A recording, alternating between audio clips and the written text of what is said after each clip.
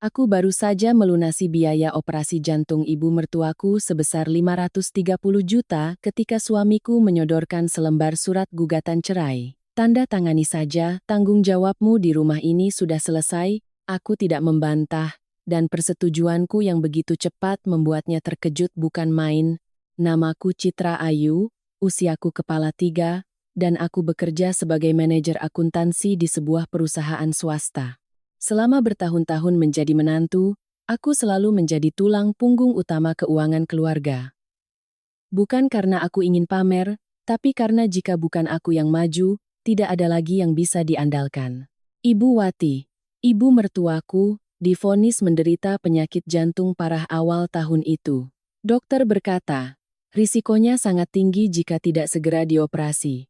Namun, biaya operasi itu membuat seluruh keluarga kami gentar, 530 juta. Angka yang tidak sedikit bagi siapapun, tapi bagi keluarga suamiku, angka itu nyaris mustahil. Hari itu, saat dokter memberitahukan biayanya, seisi keluarga hanya terdiam di ruang rawat.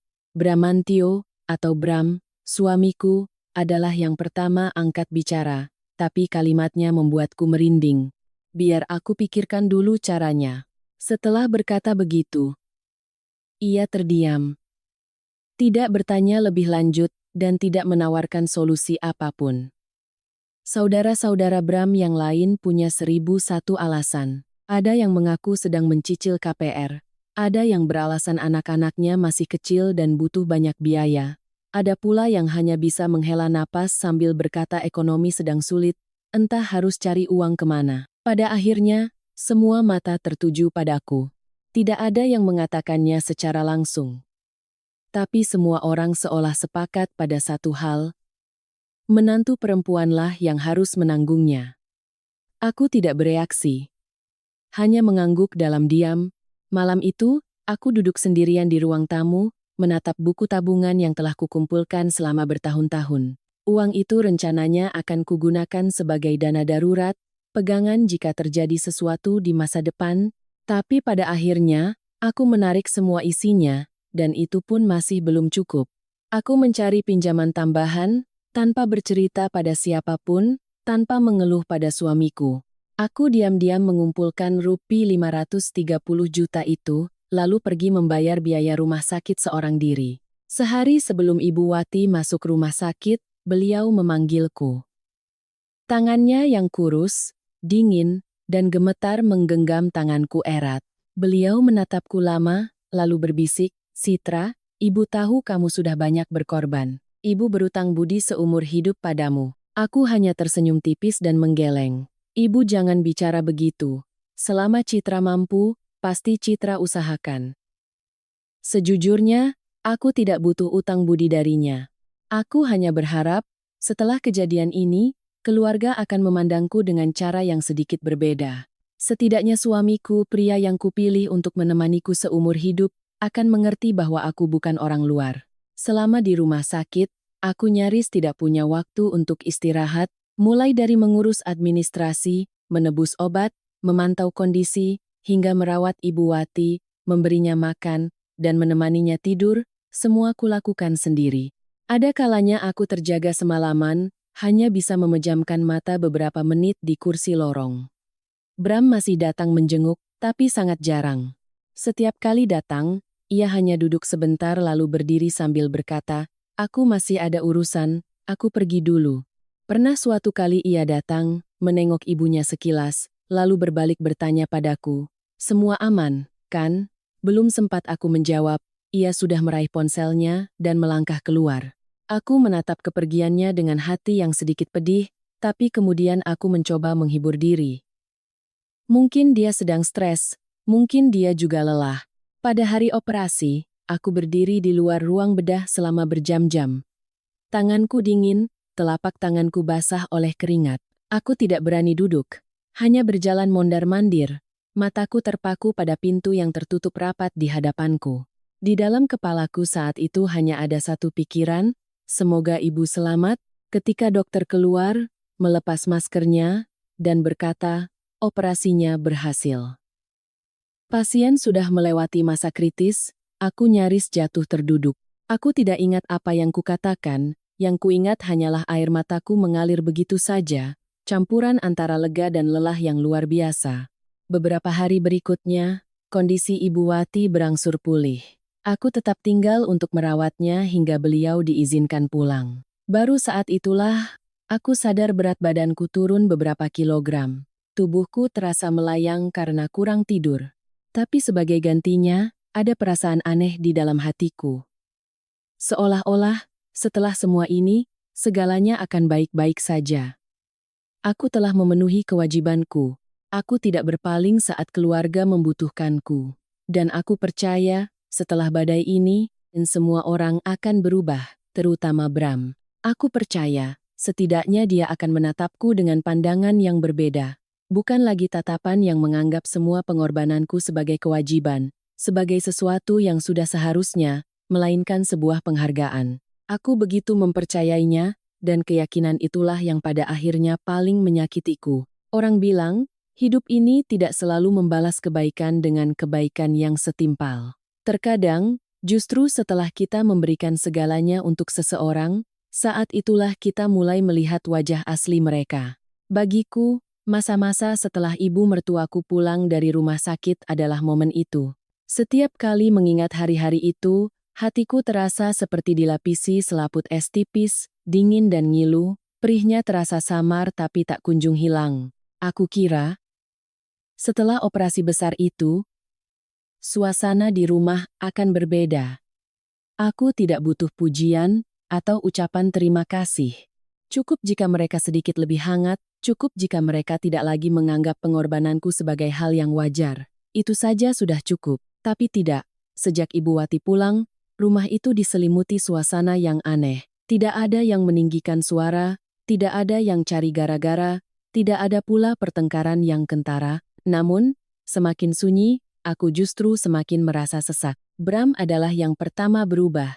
Jika sebelumnya di rumah sakit ia masih bertanya basa-basi, masih berpura-pura khawatir pada ibunya, dan masih bicara beberapa patah kata padaku, maka setelah ibunya pulang, ia seolah menarik diri sepenuhnya. Ia berangkat lebih pagi dari biasanya dan pulang larut malam. Pernah suatu kali aku sudah menyiapkan makan malam sejak pukul 7, meneleponnya berkali-kali, tapi ia hanya membalas dengan pesan singkat. Makan duluan saja, aku sibuk. Aku masih mencoba menenangkan diri, mungkin dia lelah. Ibunya baru saja dioperasi, keuangan keluarga terkuras habis, wajar jika seorang pria merasa tertekan. Dengan pikiran itu, aku tidak mengomel atau menyalahkannya. Saat ia pulang, aku tetap menghangatkan makanannya, menyiapkan air hangat, dan bertanya dengan lembut, "Hari ini capek sekali, ya?" Tapi jawabannya seringkali hanya gumaman yang pelan, atau lebih buruk lagi, kalimat dingin, "Aku capek. Jangan banyak tanya." Kalimat itu ia ucapkan lebih dari sekali. Awalnya aku pikir aku terlalu sensitif, tapi hal-hal kecil terus menumpuk hingga aku tidak bisa lagi membohongi diriku sendiri. Yang paling aneh adalah, tepat setelah biaya rumah sakit lunas, bahkan sebelum aku sempat bernapas lega, Bram mulai menaruh perhatian pada uangku dengan cara yang tidak biasa. Suatu malam, ia sedang asyik dengan ponselnya, lalu tiba-tiba mengangkat kepala dan bertanya, "Uangmu sisa berapa?" Aku terdiam sejenak sebelum menjawab, "Maksudmu tabungan? Sudah hampir habis semua untuk biaya operasi." "Aku tahu," katanya. Ia tidak langsung bicara lagi, hanya mengangguk-angguk, lalu bertanya lagi dengan nada datar, "Masih ada simpanan darurat lain?" Aku menatap suamiku dan merasa asing. Pria yang baru saja menyaksikan aku menjual seluruh tabunganku, bahkan berutang, demi ibunya, seharusnya menjadi orang yang paling merasa tidak enak. Tapi saat itu, yang pertama kali ia pedulikan bukanlah apakah aku lelah, apakah aku kekurangan uang, melainkan berapa banyak uang yang masih kumiliki. Aku mulai merasa cemas. Tapi seperti kebanyakan perempuan yang sudah terbiasa bersabar, aku kembali mencari-cari alasan untuk memaafkannya. Mungkin dia khawatir soal biaya obat pasca operasi, mungkin dia takut penyakit ibunya kambuh, atau mungkin pria memang kikuk dan tidak tahu cara menunjukkan perhatian sehingga pertanyaannya terdengar kaku. Hingga suatu sore, Saat aku sedang menjemur pakaian di balkon, aku mendengar teleponnya berdering di ruang tamu. Bram mengira aku masih di dapur, jadi ia tidak waspada. Ia mengangkat telepon dengan cepat, suaranya melembut, sangat berbeda dengan nada ketus yang ia gunakan padaku beberapa hari terakhir. Aku tidak sengaja menguping, tapi di rumah yang sunyi itu, setiap kata yang ia ucapkan terdengar begitu jelas. Ia bicara pelan, tapi nada bicaranya justru membuat jantungku berdebar nyeri. Aku akan selesaikan semuanya secepatnya.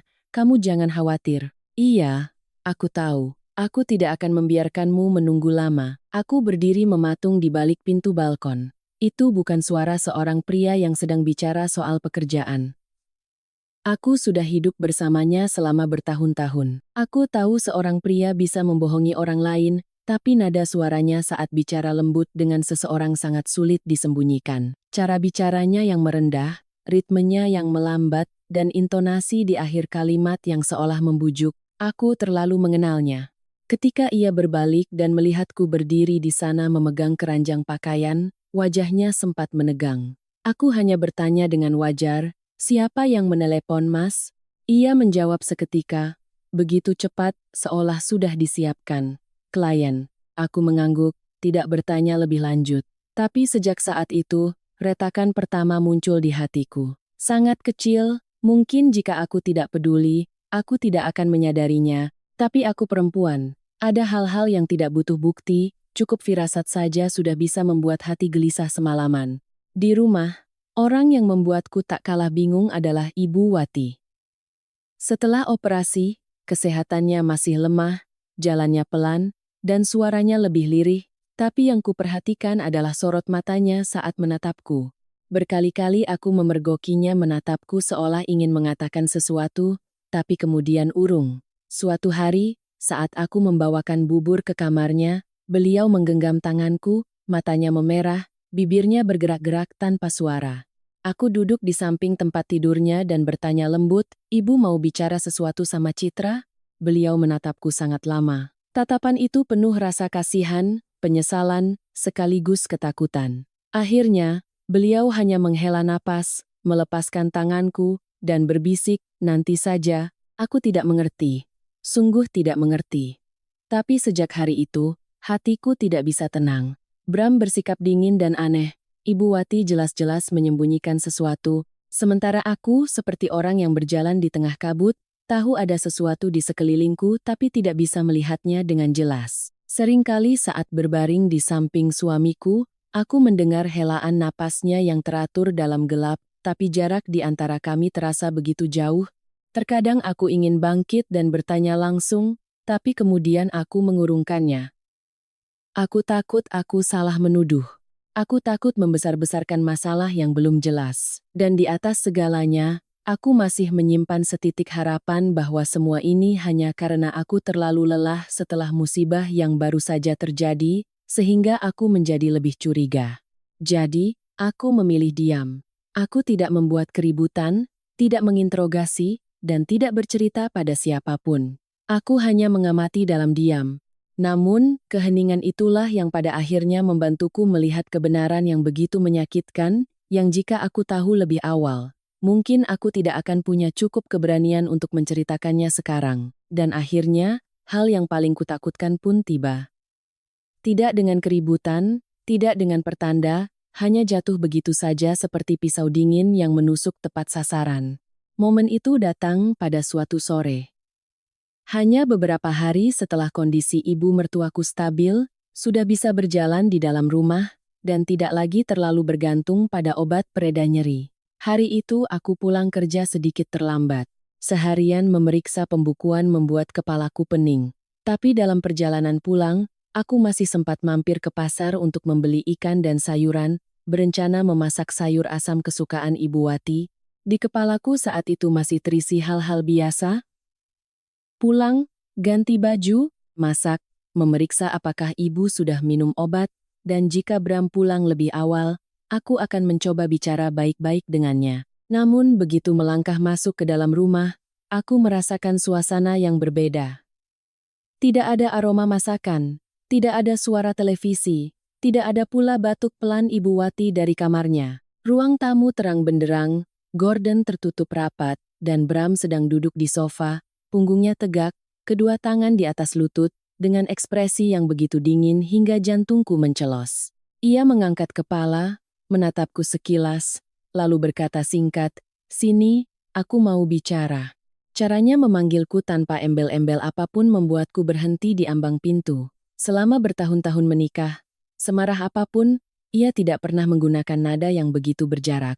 Aku meletakkan tas belanjaan dan melangkah pelan ke ruang tamu. Dan di sana, di atas meja kaca di hadapanku, tergeletak selembar kertas putih yang ditata rapi, hanya dengan sekali lirik, aku tahu apa itu, surat gugatan cerai. Jantungku seolah berhenti berdetak selama beberapa detik. Mataku terpaku pada tulisan di bagian atas surat itu, lalu turun ke bagian bawah. Di sana, sudah ada tanda tangan Bramantio, goresannya tegas dan jelas, tanpa keraguan sedikit pun. Artinya ia sudah mempersiapkan ini sejak lama. Ini bukan emosi sesaat, bukan gertakan, melainkan sebuah keputusan yang sudah diperhitungkan. Aku mengangkat kepala menatap suamiku, merasa seperti sedang melihat orang yang sama sekali asing. Tenggorokanku kering, butuh beberapa saat bagiku untuk bisa bersuara. "Apa-apaan ini?" Bram menyandarkan punggungnya ke sofa, suaranya begitu santai hingga terasa menusuk. "Tanda tangani saja, tanggung jawabmu di rumah ini sudah selesai." Setiap kata jatuh dengan ringan, tapi terasa seperti palu yang menghantam dadaku. Aku berdiri mematung. Mungkin jika saat itu ia berteriak, memaki, atau mencari-cari masalah, aku akan lebih bisa memahaminya. Tapi tidak.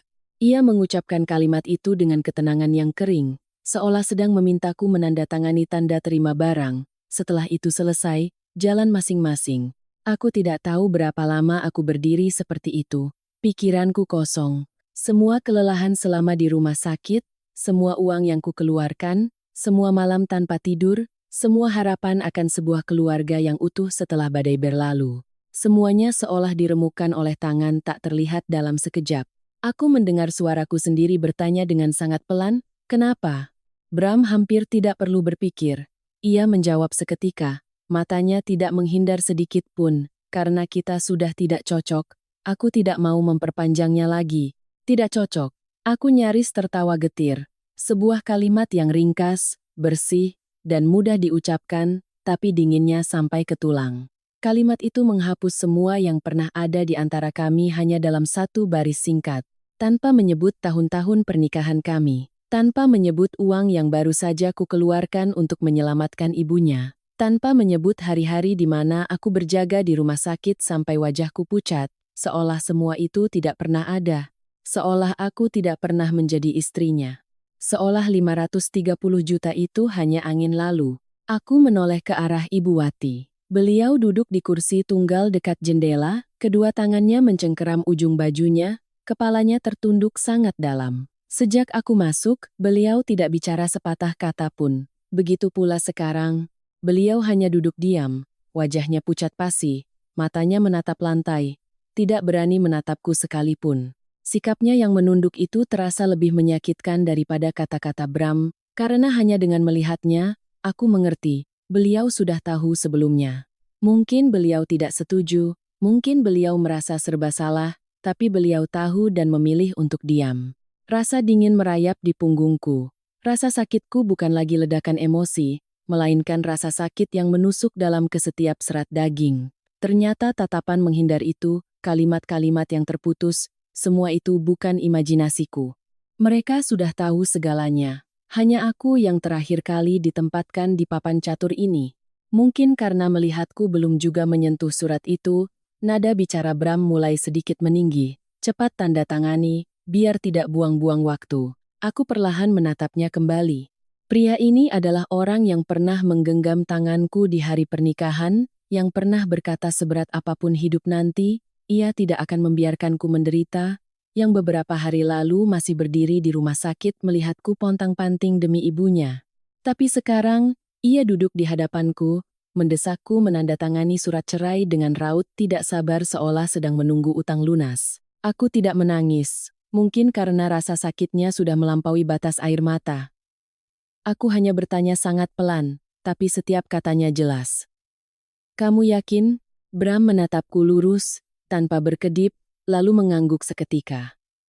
Tanpa jeda, tanpa sedikit pun kelembutan, tanpa ekspresi penyesalan seorang suami yang mengkhianati istrinya, hanya ada sikap dingin yang kejam. Saat itulah aku mengerti segalanya. Mengerti bahwa pernikahan ini bukan lagi retak, melainkan sudah membusuk sejak lama tanpa kusadari. Mengerti bahwa pria di hadapanku bukan lagi suamiku, dan mengerti bahwa di matanya, aku benar-benar hanyalah seseorang yang baru saja menyelesaikan tugas terakhirnya sebelum disingkirkan. Aku berdiri di hadapan surat cerai itu, dada sesak seolah ditimpa batu, tapi hatiku tiba-tiba menjadi hening dengan cara yang menakutkan. Ada pengkhianatan yang saat terungkap akan memicu pertengkaran, air mata, dan teriakan. Tapi aku hanya merasakan kekosongan yang luar biasa di dalam diriku. Aku tahu sejak saat itu, ada sesuatu di dalam diriku yang telah mati. Bukan cinta, melainkan kepercayaan. Ketika kepercayaan sudah mati, seseorang tidak punya tenaga lagi untuk berteriak. Mungkin karena itu, saat melihat anggukan tegas Bram, aku menjadi tenang secara aneh. Bukan tenang karena aku lebih kuat darinya, tapi karena saat itu aku sadar, jika aku masih menangis atau memohon, yang akan terinjak-injak sekali lagi hanyalah diriku sendiri. Aku menatap kembali surat cerai di atas meja, hanya beberapa lembar kertas tipis, beberapa baris ketikan singkat, tapi cukup untuk menghapus bertahun-tahun hidupku di rumah ini, semua kesabaranku, semua yang pernah kupercaya sebagai keluarga. Tanganku perlahan terulur, mengambil pulpen yang tergeletak di sampingnya. Mungkin Bram juga tidak menyangka aku akan bereaksi seperti ini. Ia mengerutkan kening, tatapannya menunjukkan sedikit keheranan. Mungkin ia sudah menyiapkan skenario di mana aku akan memberondongnya dengan pertanyaan, menangis, memohon, atau menyalahkannya. Tapi tidak. Aku menarik kursi terdekat, duduk, membalik surat itu ke arahku, lalu menunduk dan menandatanganinya. Goresan pulpenku saat itu tidak gemetar. Bahkan aku sendiri, saat mengingatnya kembali, merasa aneh. Seseorang yang baru saja dikhianati mentah-mentah oleh suaminya, yang baru saja diusir dari rumah setelah menguras habis tabungannya demi ibu mertua, seharusnya merasa hancur. Tapi tidak, aku menulis setiap goresan dengan rapi dan jelas, seolah yang menandatangani bukan seorang istri yang patah hati, melainkan orang asing yang sedang menyelesaikan formalitas terakhir dengan masa lalunya. Setelah selesai, aku meletakkan pulpen di meja, mengangkat kepala menatap Bram, dan hanya berkata dengan sangat pelan, "Baik, aku tanda tangani. Tapi jangan sampai kamu menyesal." Begitu kalimat itu selesai, Bram tertawa sinis, senyumnya menyeringai, setengah meremehkan, setengah menang. Ia menyandarkan tubuhnya ke belakang, melipat tangan di depan dada, lalu berkata dengan nada penuh cemooh, "Kamu pikir kamu sepenting itu? Jika ini terjadi di masa lalu, mungkin kalimat itu akan membuatku sakit hingga sesak napas. Tapi anehnya, saat itu aku hanya merasa dingin. Dingin oleh nada bicaranya, oleh tatapan matanya, dan dingin oleh kebodohanku sendiri selama bertahun-tahun. Aku pernah mengira pria ini baik hati. Pernah berpikir meskipun ia sedikit cuek dan lemah, di dalam hatinya ia masih tahu diri. Ternyata tidak. Bukan ia yang berubah dalam semalam. Hanya saja sekarang ia tidak perlu berpura-pura lagi. Aku tidak membalas cemoohannya. Bukan karena aku kehabisan kata-kata, tapi karena aku merasa tidak perlu lagi. Ada orang-orang yang pada titik tertentu, kita tidak lagi ingin berdebat dengannya. Karena fakta bahwa kita pernah menaruh kepercayaan pada mereka saja, sudah merupakan sebuah kekalahan yang terlalu besar. Aku berdiri, dan berjalan langsung ke kamar tidur. Kamar itu, yang selama ini kurawat dengan sepenuh hati. Spray yang kupilih, gorden yang kupasang, hingga setiap kemeja Bram yang kulipat rapi di lemari. Tapi saat melangkah masuk, kamar itu terasa begitu asing, seperti kamar orang lain. Aku membuka lemari, mengeluarkan koper kecil, dan diam-diam memasukkan beberapa setel pakaian, barang-barang pribadi, dan dokumen penting. Aku tidak mengambil banyak barang. Aku juga tidak repot-repot melihat lagi apa saja di kamar itu yang kubeli, yang benar-benar milikku. Mungkin ketika hati seseorang sudah dingin, Ia tidak lagi peduli pada hal-hal remeh seperti kepemilikan barang. Selama aku berkemas, tidak ada seorang pun yang masuk. Tidak ada yang mencoba menahan, tidak ada yang bertanya, bahkan tidak ada basa-basi. Hanya suara resleting koper, suara laci dibuka dan ditutup bergema kering di sebuah rumah yang sebelumnya aku sebut sebagai tempat berlindung. Aku membawa koperku keluar. Bram masih duduk di sofa, matanya terpaku pada ponsel seolah kepergianku tidak ada hubungannya dengannya. Sikapnya yang acuh tak acuh itulah yang menjadi tikaman terakhir. Itu membuktikan bahwa perceraian ini, pengusiran ini, baginya bukanlah sesuatu yang menyakitkan. Itu hanyalah sebuah langkah yang sudah diperhitungkan dan kini telah selesai. Aku berjalan melewati Ibu Wati. Baru saat itulah beliau tiba-tiba mengulurkan tangan dan menggenggam pergelangan tanganku. Tangan beliau kurus, dingin, dan gemetar hebat. Aku berbalik, beliau menatapku. Matanya memerah, suaranya parau. "Citra, Ibu minta maaf." Hanya 4 kata itu, tapi terdengar seperti keluar dari lubuk hatinya yang paling dalam. Mungkin beliau benar-benar merasa bersalah. Mungkin beliau terluka, mungkin beliau juga tidak berdaya, tapi aku tidak punya cukup hati untuk menghiburnya lagi. Ada permintaan maaf yang jika datang terlambat, tidak lagi bisa memperbaiki apapun. Aku hanya menatapnya. Tatapanku tidak menyiratkan tuduhan, juga tidak lagi sehangat dulu. Aku tidak mengucapkan kata-kata kasar, tidak juga bertanya mengapa beliau diam. Karena aku tahu, jawaban apapun saat itu tidak akan mengubah apa-apa. Beliau telah memilih diam di saat aku paling membutuhkannya. Dan keheningan itu, bagiku, adalah sebuah pilihan. Aku dengan lembut menarik tanganku dari genggamannya. Tidak kasar, tidak kejam, tapi cukup untuk membuatnya mengerti bahwa sejak saat ini, segalanya telah berbeda. Lalu, aku membawa koperku dan melangkah keluar pintu.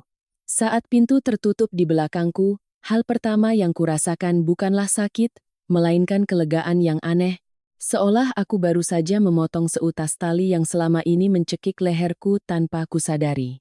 Rumah itu, pernikahan itu, semua peran yang kupaksakan untuk kujalani dengan sempurna, semua tiba-tiba tertinggal di belakang.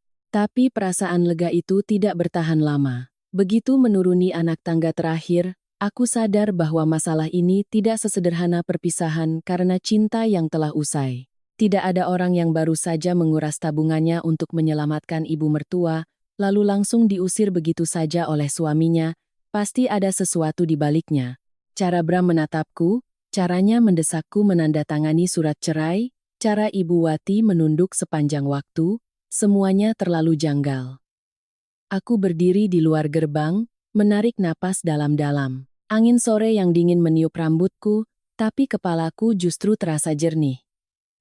Aku tidak kembali masuk, tidak juga menelepon siapapun untuk berkeluh kesah. Aku hanya berjalan dalam diam, membawa koper kecil dan kekosongan yang sangat besar di dalam hati. Sejak saat itu, aku tahu aku tidak boleh gegabah. Semakin sakit, aku harus semakin diam. Semakin marah, aku harus semakin jeli mengamati. Karena firasatku mengatakan dengan sangat jelas, ini belum berakhir. Dan apa yang menanti di depan mungkin jauh lebih buruk daripada surat cerai yang baru saja kutandatangani. 3 hari setelah meninggalkan rumah itu, aku pindah ke apartemen kecil yang kubeli sebelum menikah. Itulah satu-satunya properti yang benar-benar atas namaku, dan satu-satunya tempat yang bisa kusebut sebagai tempat tinggalku saat itu. Apartemen itu hanya seluas 50 meter persegi, tidak luas, perabotannya sederhana, tapi di dalamnya aku bisa bernapas jauh lebih lega. Setidaknya di sini tidak ada tatapan dingin Bram, tidak ada keheningan penuh rasa bersalah dari Ibu Wati, dan tidak ada perasaan seperti habis diperas lalu dibuang.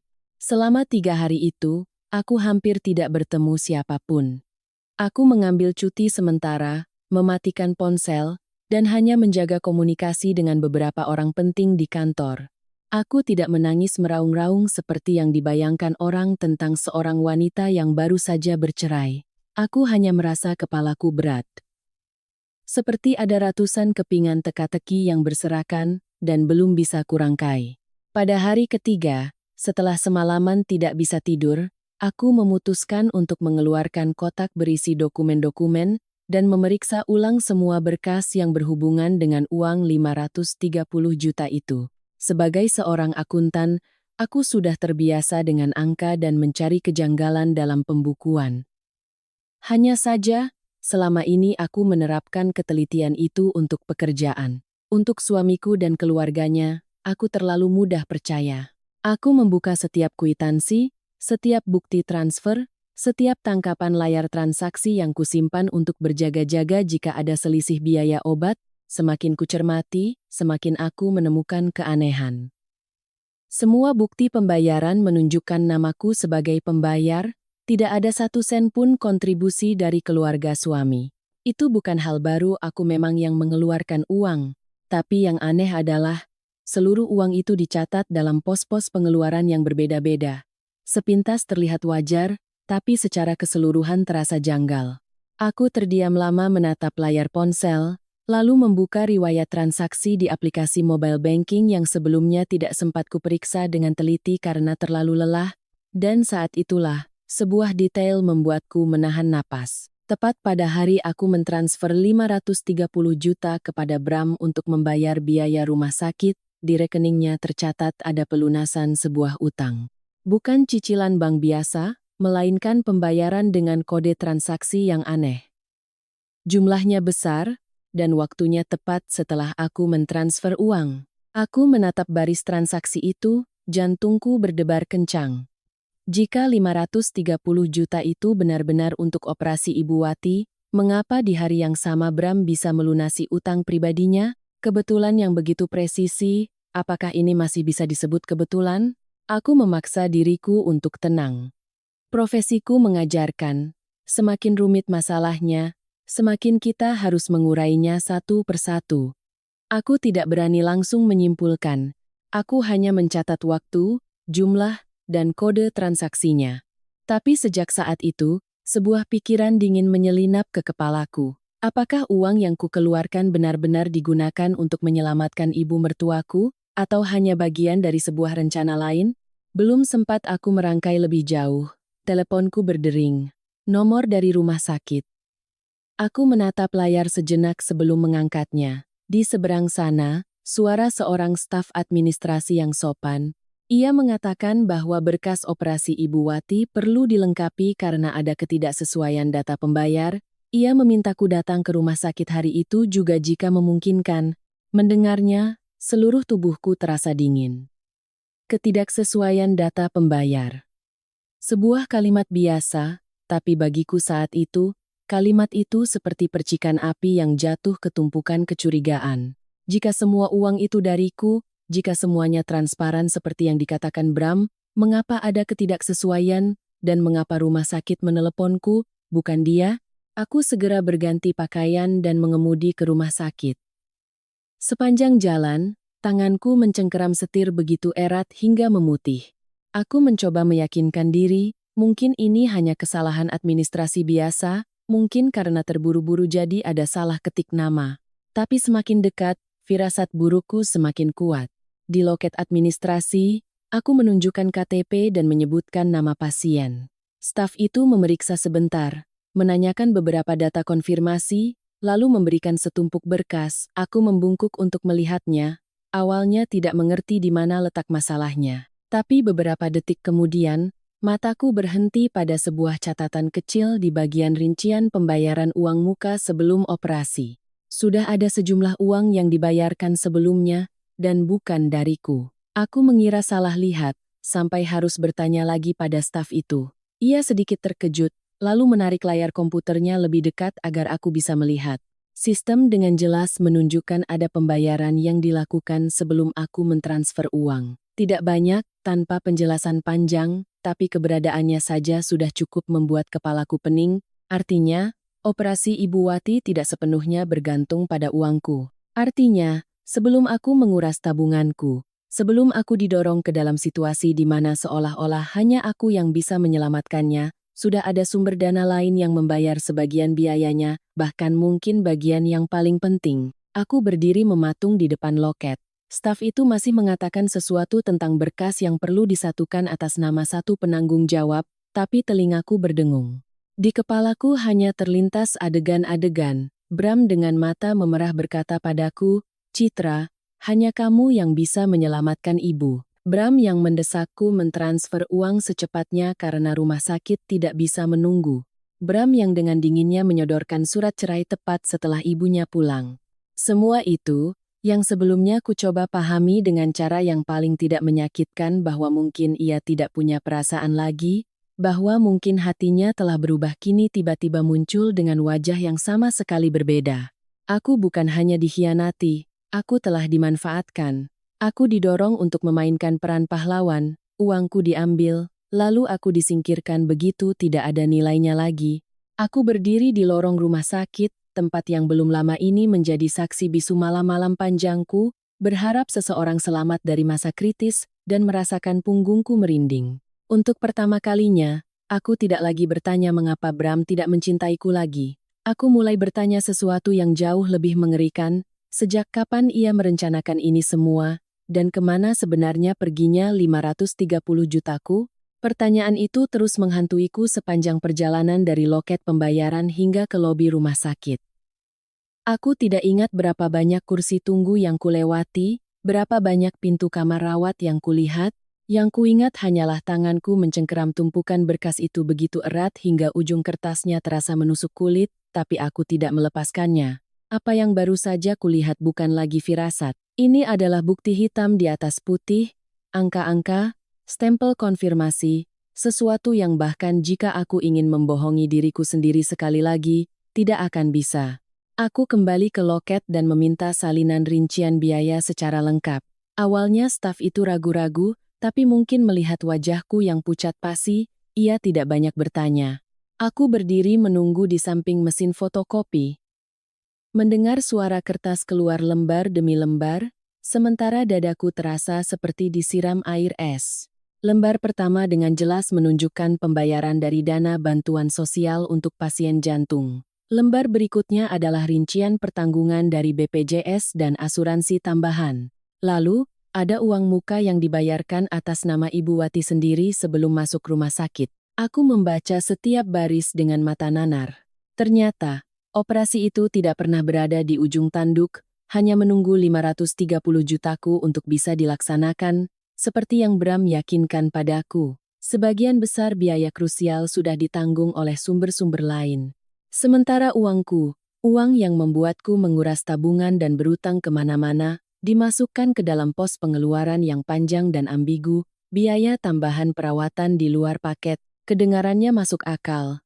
Tapi semakin kubaca, semakin aku merinding. Biaya tambahan itu tidak tercatat dalam satu baris yang jelas.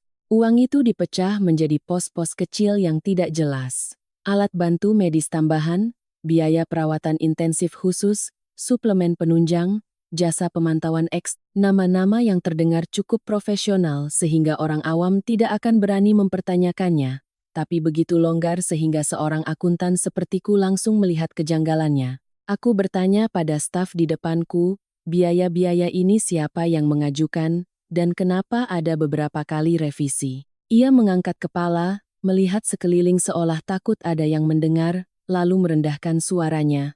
Sebaiknya ibu tanyakan langsung pada keluarga. Berkas ini diminta untuk diproses cepat dan direvisi beberapa kali. Kami hanya mengikuti permintaan dari penanggung jawab pasien. Penanggung jawab? Dua kata itu membuat jantungku mencelos. Aku segera membuka halaman pengesahan terakhir, dan seperti pisau yang menusuk mataku, aku melihat nama Bramantio tertera di sana.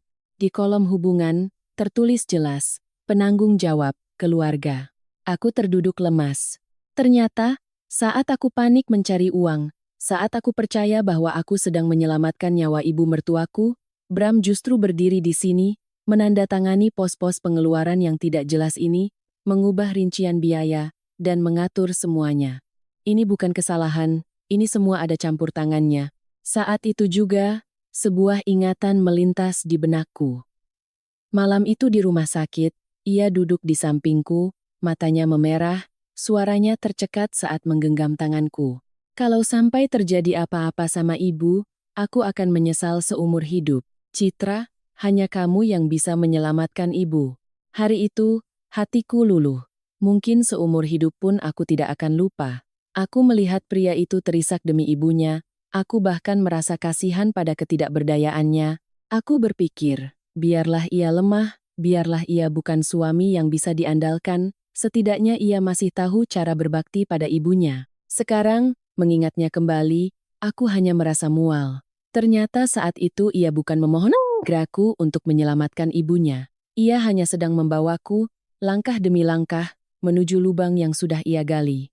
Belum sempat aku menelan syok itu, aku membuka kembali aplikasi mobile banking. Semakin kucermati, semakin jelas aliran uangnya.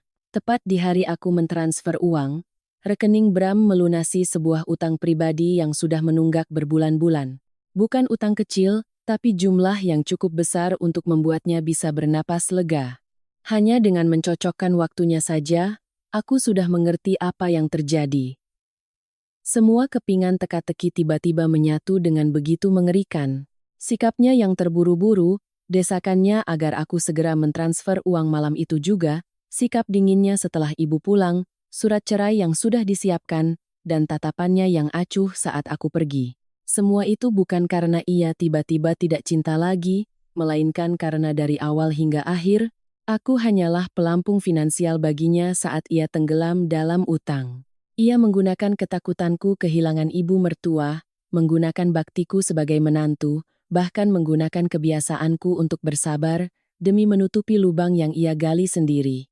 Aku melangkah keluar dari area administrasi dengan kaki yang terasa seperti menginjak kapas. Seluruh tubuhku melayang, bukan karena lemas, tapi karena amarah dan rasa malu yang memuncak. Aku mencengkeram map berisi berkas itu hingga kusut, berdiri di tengah lorong yang ramai, tapi merasa seperti ditelanjangi. Bukan karena semua orang tahu kebodohanku, tapi karena aku sendiri baru sadar betapa bodohnya diriku.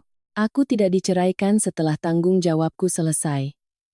Aku diperas hingga kering, lalu dibuang seperti barang bekas. Kalimat itu muncul di kepalaku dengan begitu jelas, hingga aku berhenti di tengah lorong, dada sesak seperti diremas. Bertahun-tahun menjadi istri, berkali-kali aku mengingatkan diriku untuk tahu diri, untuk mengalah demi kedamaian rumah tangga, untuk hidup agar tidak dicela orang. Pada akhirnya, semua berakhir seperti ini. Baru saja aku melangkah ke lobi rumah sakit, ponselku bergetar. Layar menunjukkan nama Ibu Wati. Aku menatap nama itu selama beberapa detik. Hatiku kalut.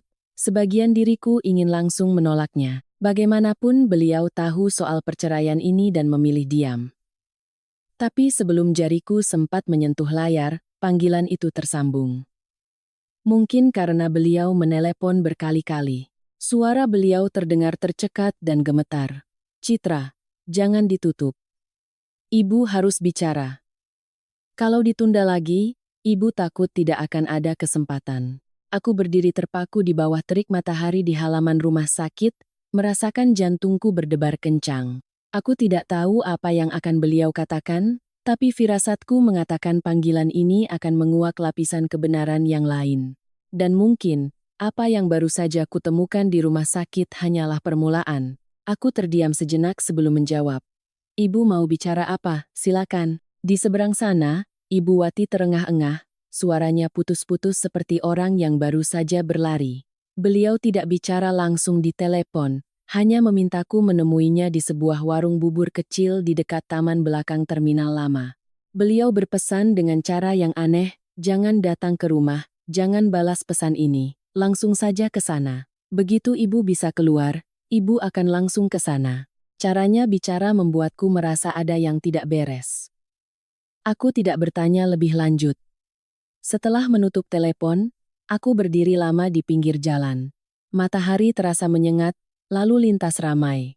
Tapi di kepalaku hanya ada satu pikiran, jika setelah semua yang baru saja terjadi, Ibu Wati masih harus menemuiku diam-diam di luar, maka apa yang akan beliau sampaikan pastilah bukan masalah sepele.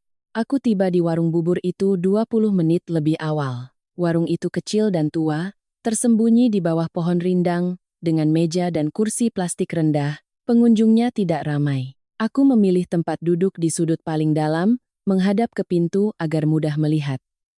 Hatiku kacau, tapi aku berusaha tetap tenang. Tak lama kemudian, aku melihat Ibu Wati masuk. Baru beberapa hari tidak bertemu, Beliau tampak jauh lebih tua. Tubuhnya kurus, bahunya membungkuk, dan langkahnya lebih lambat daripada saat baru pulang dari rumah sakit. Begitu melihatku, matanya langsung memerah. Aku berdiri, menarik kursi untuknya, dan memesankan semangkuk bubur hangat, tapi beliau hanya menggeleng. Kedua tangannya diletakkan di atas meja, gemetar begitu hebat hingga sendok kecil yang tersenggol beradu dengan mangkuk, menimbulkan suara kelinting. Lalu beliau menangis. Bukan tangisan yang dibuat-buat untuk mencari simpati, bukan juga air mata yang setengah tulus setengah pura-pura. Beliau menangis seperti orang yang sudah menahan beban terlalu lama, campuran antara sakit, takut, dan malu. Aku duduk diam menatapnya, tidak berkata apa-apa. Hatiku masih beku karena kejadian-kejadian tadi, jadi aku tidak bisa langsung melunak. Setelah beberapa saat, beliau mencoba mengangkat kepala, suaranya serak. "Citra, Ibu minta maaf. Ibu tahu sekarang semua sudah terlambat. Tapi kalau hari ini Ibu masih diam, Ibu tidak punya muka lagi untuk hidup." Aku menatapnya dan bertanya langsung, "Sejak kapan Ibu tahu?" Ibu Wati menunduk, kedua jarinya saling meremas. "Ibu tidak tahu semuanya dari awal seperti yang kamu kira. Ibu hanya tahu Bram bilang kamu yang mau menanggung semua biayanya. Katanya kamu ingin berbakti, supaya nanti tidak ada yang bilang kamu menantu tidak peduli. Ibu kira kamu benar-benar ikhlas." Aku terdiam. Ternyata dalam hal ini pun, Bram sudah membangun citra yang baik untuk dirinya sendiri. Ia bukan hanya menipuku, tapi juga menggunakan kebaikanku sebagai tameng untuk menipu ibunya sendiri. Aku tersenyum getir, senyum yang bahkan aku sendiri merasa muak. Ikhlas, jadi karena itu Ibu diam saja saat aku dipaksa menandatangani surat cerai? Mendengar pertanyaanku, Ibu Wati menangis lagi. "Ibu salah, Nak. Ibu benar-benar salah, tapi waktu itu Ibu tidak menyangka dia bisa sekejam itu. Ibu hanya pikir kalian sedang bertengkar, dia sedang emosi sesaat. Ibu tidak tahu dia sudah merencanakan semuanya." Aku tidak menyahut, membiarkannya melanjutkan. Mungkin beliau sadar, jika tidak bicara sekarang, tidak akan ada kesempatan lagi. Beliau bercerita, 2 hari setelah pulang dari rumah sakit, suatu malam beliau terbangun untuk ke kamar mandi. Saat melewati ruang tamu, beliau mendengar Bram sedang menelepon di balkon. Awalnya beliau tidak peduli, tapi karena suara putranya begitu aneh, beliau berhenti. Bram bicara sangat pelan, tapi nada puasnya tidak bisa disembunyikan. Ibu Wati menatapku, bibirnya gemetar, lalu mengulangi setiap kata seolah takut salah mengingat. Dia bilang, "Sudah beres, dia sudah tanda tangan. Kamu tenang saja." Sekarang aku lega sekali. Punggungku terasa dingin. Meskipun aku sudah menduga ada wanita lain, tapi mendengar kalimat itu keluar dari mulut Ibu Wati tetap terasa seperti pisau yang mengiris sisa-sisa kepercayaanku. Aku bertanya perlahan, "Siapa wanita itu?" Ibu Wati menjawab dengan suara pelan, "Vina." Ibu dengar jelas nama itu. Aku membeku. Nama itu sama sekali asing bagiku, tapi itu saja sudah cukup untuk menjelaskan bahwa ini jauh melampaui sekadar perselingkuhan biasa. Bram bercerai bukan karena bosan. Ia bercerai karena sudah punya tempat lain untuk dituju. Ibu Wati melanjutkan ceritanya.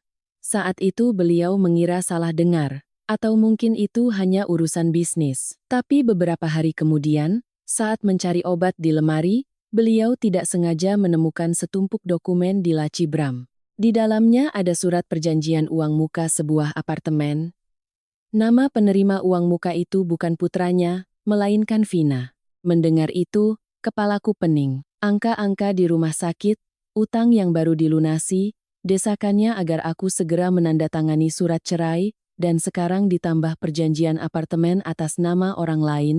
Semuanya tiba-tiba terhubung menjadi satu garis lurus. 530 jutaku bukan hanya untuk menutupi utangnya, tapi bisa jadi juga digunakan Bram sebagai modal untuk membangun rumah tangga baru dengan wanita lain. Aku bergumam dengan suara serak. Jadi, saat aku pontang-panting menyelamatkan ibunya, dia sudah merencanakan hidup dengan orang lain? Ibu Wati meraih tanganku, tangannya dingin sekali. "Ibu bersalah padamu, Nak. Ibu tulus menyayangimu. Ibu kira dia hanya gegabah, mungkin ada yang menghasutnya, nanti juga dia sadar. Ternyata dia sudah merencanakan semuanya. Begitu rapi sampai ibu sendiri tidak percaya itu kelakuan anak ibu. Mendengarnya, tenggorokanku tercekat. Bram yang ku kenal di awal pernikahan tidak seperti ini. Ia pernah menyisihkan makanan enak untukku, pernah semalaman mengipasiku saat aku demam, pernah berjalan kaki berkilo-kilometer hanya untuk membelikanku obat di tengah malam. Karena ingatan itulah, selama ini, meskipun ia bersikap dingin, aku selalu mencoba mencari alasan untuk membelanya, tapi sekarang, tidak ada lagi yang bisa dibela. Seolah bisa membaca pikiranku, Ibu Wati menunduk dan menambahkan dengan suara getir. Sehari sebelum dia memberikan surat cerai itu, dia mengancam ibu, katanya kalau ibu buka mulut, dia tidak akan peduli lagi ibu mau hidup atau mati. Mendengarnya, badan ibu lemas. Ibu takut sekaligus malu, tapi ibu tetap diam. Disitulah letak kesalahan ibu. Aku tahu aku tidak bisa menyalahkan beliau sepenuhnya. Bukan karena aku sudah memaafkan, tapi karena mendengar kalimat itu, aku sadar betapa Bram sudah berubah. Seseorang yang berani menggunakan penyakit ibunya sebagai alat, yang berani menggunakan hidup mati ibunya untuk membungkam mulut, apalagi yang tidak berani ia lakukan pada istrinya. Warung bubur itu masih ramai, tapi di antara kami berdua, ada keheningan yang pekat. Aku menatap Ibu Wati lama. Tepat saat aku pikir ceritanya akan berhenti di situ, beliau tiba-tiba merogoh saku jaketnya, lalu menyelipkan sebuah benda kecil ke telapak tanganku. Sebuah flash disk hitam. Aku mengerutkan kening. Beliau melirik cepat ke arah pintu, lalu mendekat dan berbisik sangat pelan, "Ibu tidak mengerti teknologi. Tapi ibu tahu, benda ini bisa menyelamatkanmu, atau membuat Bram hancur sehancur-hancurnya." Aku menggenggam flash disk itu sepanjang perjalanan pulang, hatiku terasa berat. Benda itu begitu kecil, tapi aku tahu isinya bukan lagi sekadar penjelasan atau kecurigaan. Isinya mungkin adalah paku terakhir yang akan menutup semua jalan kembali bagi pernikahan ini. Setibanya di apartemen, aku tidak langsung menyalakan lampu. Aku duduk dalam gelap untuk waktu yang lama. Tubuhku lelah, tapi pikiranku tegang. Akhirnya, aku melangkah ke meja kerja, menyalakan laptop. Cahaya biru dari layar menerangi ruangan, membuatnya terasa semakin dingin. Aku menarik napas dalam-dalam, lalu mencolokkan flash disk itu. Di dalamnya ada beberapa folder tanpa nama yang jelas, hanya berisi rekaman suara, tangkapan layar, dan beberapa video pendek. Hanya dengan melihatnya, aku tahu Ibu Wati tidak berlebihan. Beliau memang tidak mengerti teknologi, tapi jelas beliau meminta bantuan seseorang untuk menyimpan semua bukti ini secara diam-diam. Mungkin setelah mendengar percakapan telepon itu, beliau juga mulai takut putranya sudah melangkah terlalu jauh. Aku membuka file pertama, sebuah rekaman suara pendek, suara kipas angin di latar belakang, lalu suara seorang wanita. Dari beberapa kata pertama, aku bisa menebak itu adalah Vina. Suaranya centil dan sedikit sinis, tipe wanita yang selalu merasa di atas angin. Ia tertawa kecil, lalu berkata, "Kalau kamu terus-terusan lembek begini, kapan bisa lepas dari dia?" Perempuan yang jago cari uang itu biasanya susah dilepaskan. Aku membeku di depan layar. Aku tidak tahu apa lagi yang kuharapkan. Mungkin jauh di lubuk hati, meskipun sudah mendengar cerita Ibu Wati, meskipun sudah melihat dokumen di rumah sakit, aku masih berharap ini hanya masalah uang, bahwa Bram hanya terbawa suasana, bahwa ini hanya sebuah kesalahan sesaat, tapi tidak. Kalimat itu menghancurkan sisa-sisa harapan terakhirku. Belum sempat aku pulih, suara Bram menyusul, begitu tenang dan mengerikan. Biar saja dia keluarkan uangnya dulu. Setelah operasi ibu selesai dan utangku beres, buat apa lagi mempertahankan dia? Tanganku gemetar. Aku harus menghentikan rekaman itu karena tidak sanggup lagi mendengarnya. Ruangan sunyi senyap, hanya detak jantungku yang terdengar. Aku menatap layar laptop. Tapi pandanganku kabur, bukan karena air mata, tapi karena kepalaku begitu pusing hingga tidak bisa memproses apa yang baru saja ku dengar. Ternyata surat cerai itu bukan emosi sesaat, bukan sekadar cinta yang telah usai. Itu adalah langkah terakhir dari sebuah rencana yang sudah mereka berdua siapkan sejak lama. Jauh sebelum Ibu Wati naik ke meja operasi, jauh sebelum aku semalaman berjaga di lorong rumah sakit, jauh sebelum aku menjual tabungan dan mencari pinjaman hingga terkumpul rupiah 1.330 juta. Aku terdiam lama sebelum berani membuka file berikutnya. Kali ini sebuah video pendek, direkam dari sudut atas lemari, mengarah ke ruang tamu, wajah tidak terlihat jelas, tapi suaranya tidak mungkin salah. Vina bertanya dengan nada waspada, kalau nanti dia buat keributan bagaimana? Lalu terdengar tawa sinis Bram. Tawa yang pernah kudengar saat ia meremehkan orang lain, tapi tak pernah kusangka akan ditujukan untukku. Ia berkata, dia itu hidup demi gengsi dan sayang sekali sama ibuku. Nanti kalau sudah ditendang, paling juga cuma bisa menelan air mata dalam diam. Mendengarnya, kedua tanganku terasa dingin. Ternyata ia begitu memahamiku. Memahami bahwa aku akan diam, tidak akan memperbesar masalah. Memahami bahwa aku hidup dalam aturan sehingga sesakit apapun, aku tidak akan mengamuk atau melabrak di depan umum. Ia memahami segalanya, dan karena itulah ia berani melakukannya dengan begitu presisi. Menusuk tepat di titik terlemahku, lalu menunggu aku jatuh sebagai sebuah keniscayaan. Aku membuka folder gambar, isinya tangkapan layar percakapan, bukti transfer, bahkan salinan perjanjian uang muka apartemen.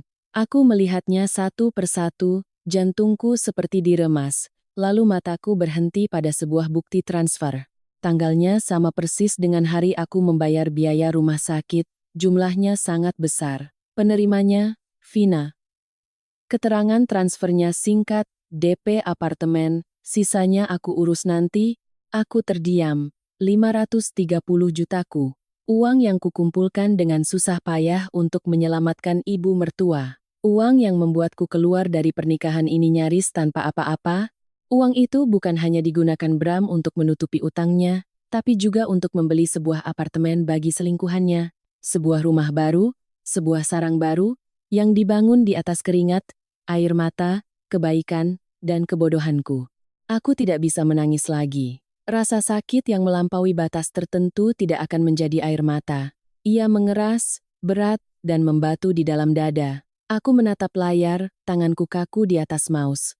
Aku bertanya pada diriku sendiri, selama ini, di mata Bram, aku ini apa?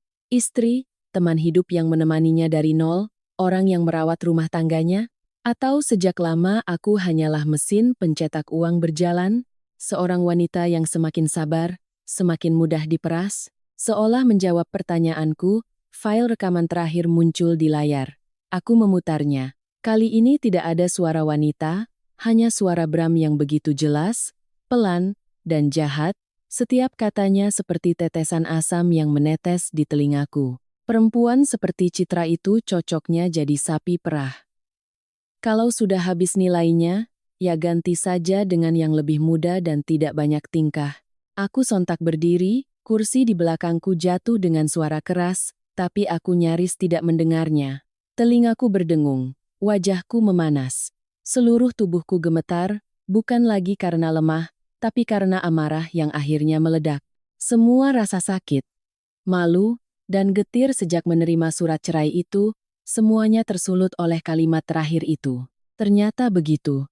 Bukan karena aku tidak cukup baik, bukan karena aku melakukan kesalahan, bukan pula karena pernikahan ini berakhir dengan sendirinya. Tapi karena aku telah memberikan kebaikanku pada orang yang salah. Aku telah memelihara serigala di sisiku selama bertahun-tahun, mengira ia adalah pria yang baik dan tulus. Aku bertumpu pada meja, menunduk dan terengah-engah. Setelah beberapa saat, aku mengangkat kepala dan melihat pantulan diriku di layar laptop yang gelap. Wajahku pucat, mataku kering, tapi hatiku tidak lagi sekacau beberapa hari sebelumnya. Untuk pertama kalinya sejak diusir dari rumah itu, aku tidak lagi ingin bertanya pada Bram mengapa ia memperlakukanku seperti ini. Pertanyaan itu tidak ada artinya lagi untuk orang sepertinya. Mengetahui alasannya hanya akan membuatku semakin terhina. Aku perlahan mengangkat kursi yang jatuh, duduk kembali. Tanganku masih gemetar, tapi pikiranku sejernih kristal. Aku menatap tajam ke arah flash disk, ke file-file yang terbuka di layar, lalu hanya satu pikiran yang terlintas, baik. Kamu sudah bermain sejauh ini. Sekarang, akan kutunjukkan padamu apa artinya kehilangan segalanya. Keesokan paginya saat membuka mata, hal pertama yang kulakukan bukanlah menangis, bukan juga menelepon Bram untuk meluapkan amarah. Aku berbaring menatap langit-langit kamar, lalu berkata pada diriku sendiri, mulai sekarang, aku tidak boleh bertindak seperti wanita yang dikhianati dan dikuasai emosi. Dengan orang seperti Bram, semakin aku marah, semakin ia punya alasan untuk menuduhku sebagai wanita picik, mantan istri yang tidak bisa move on.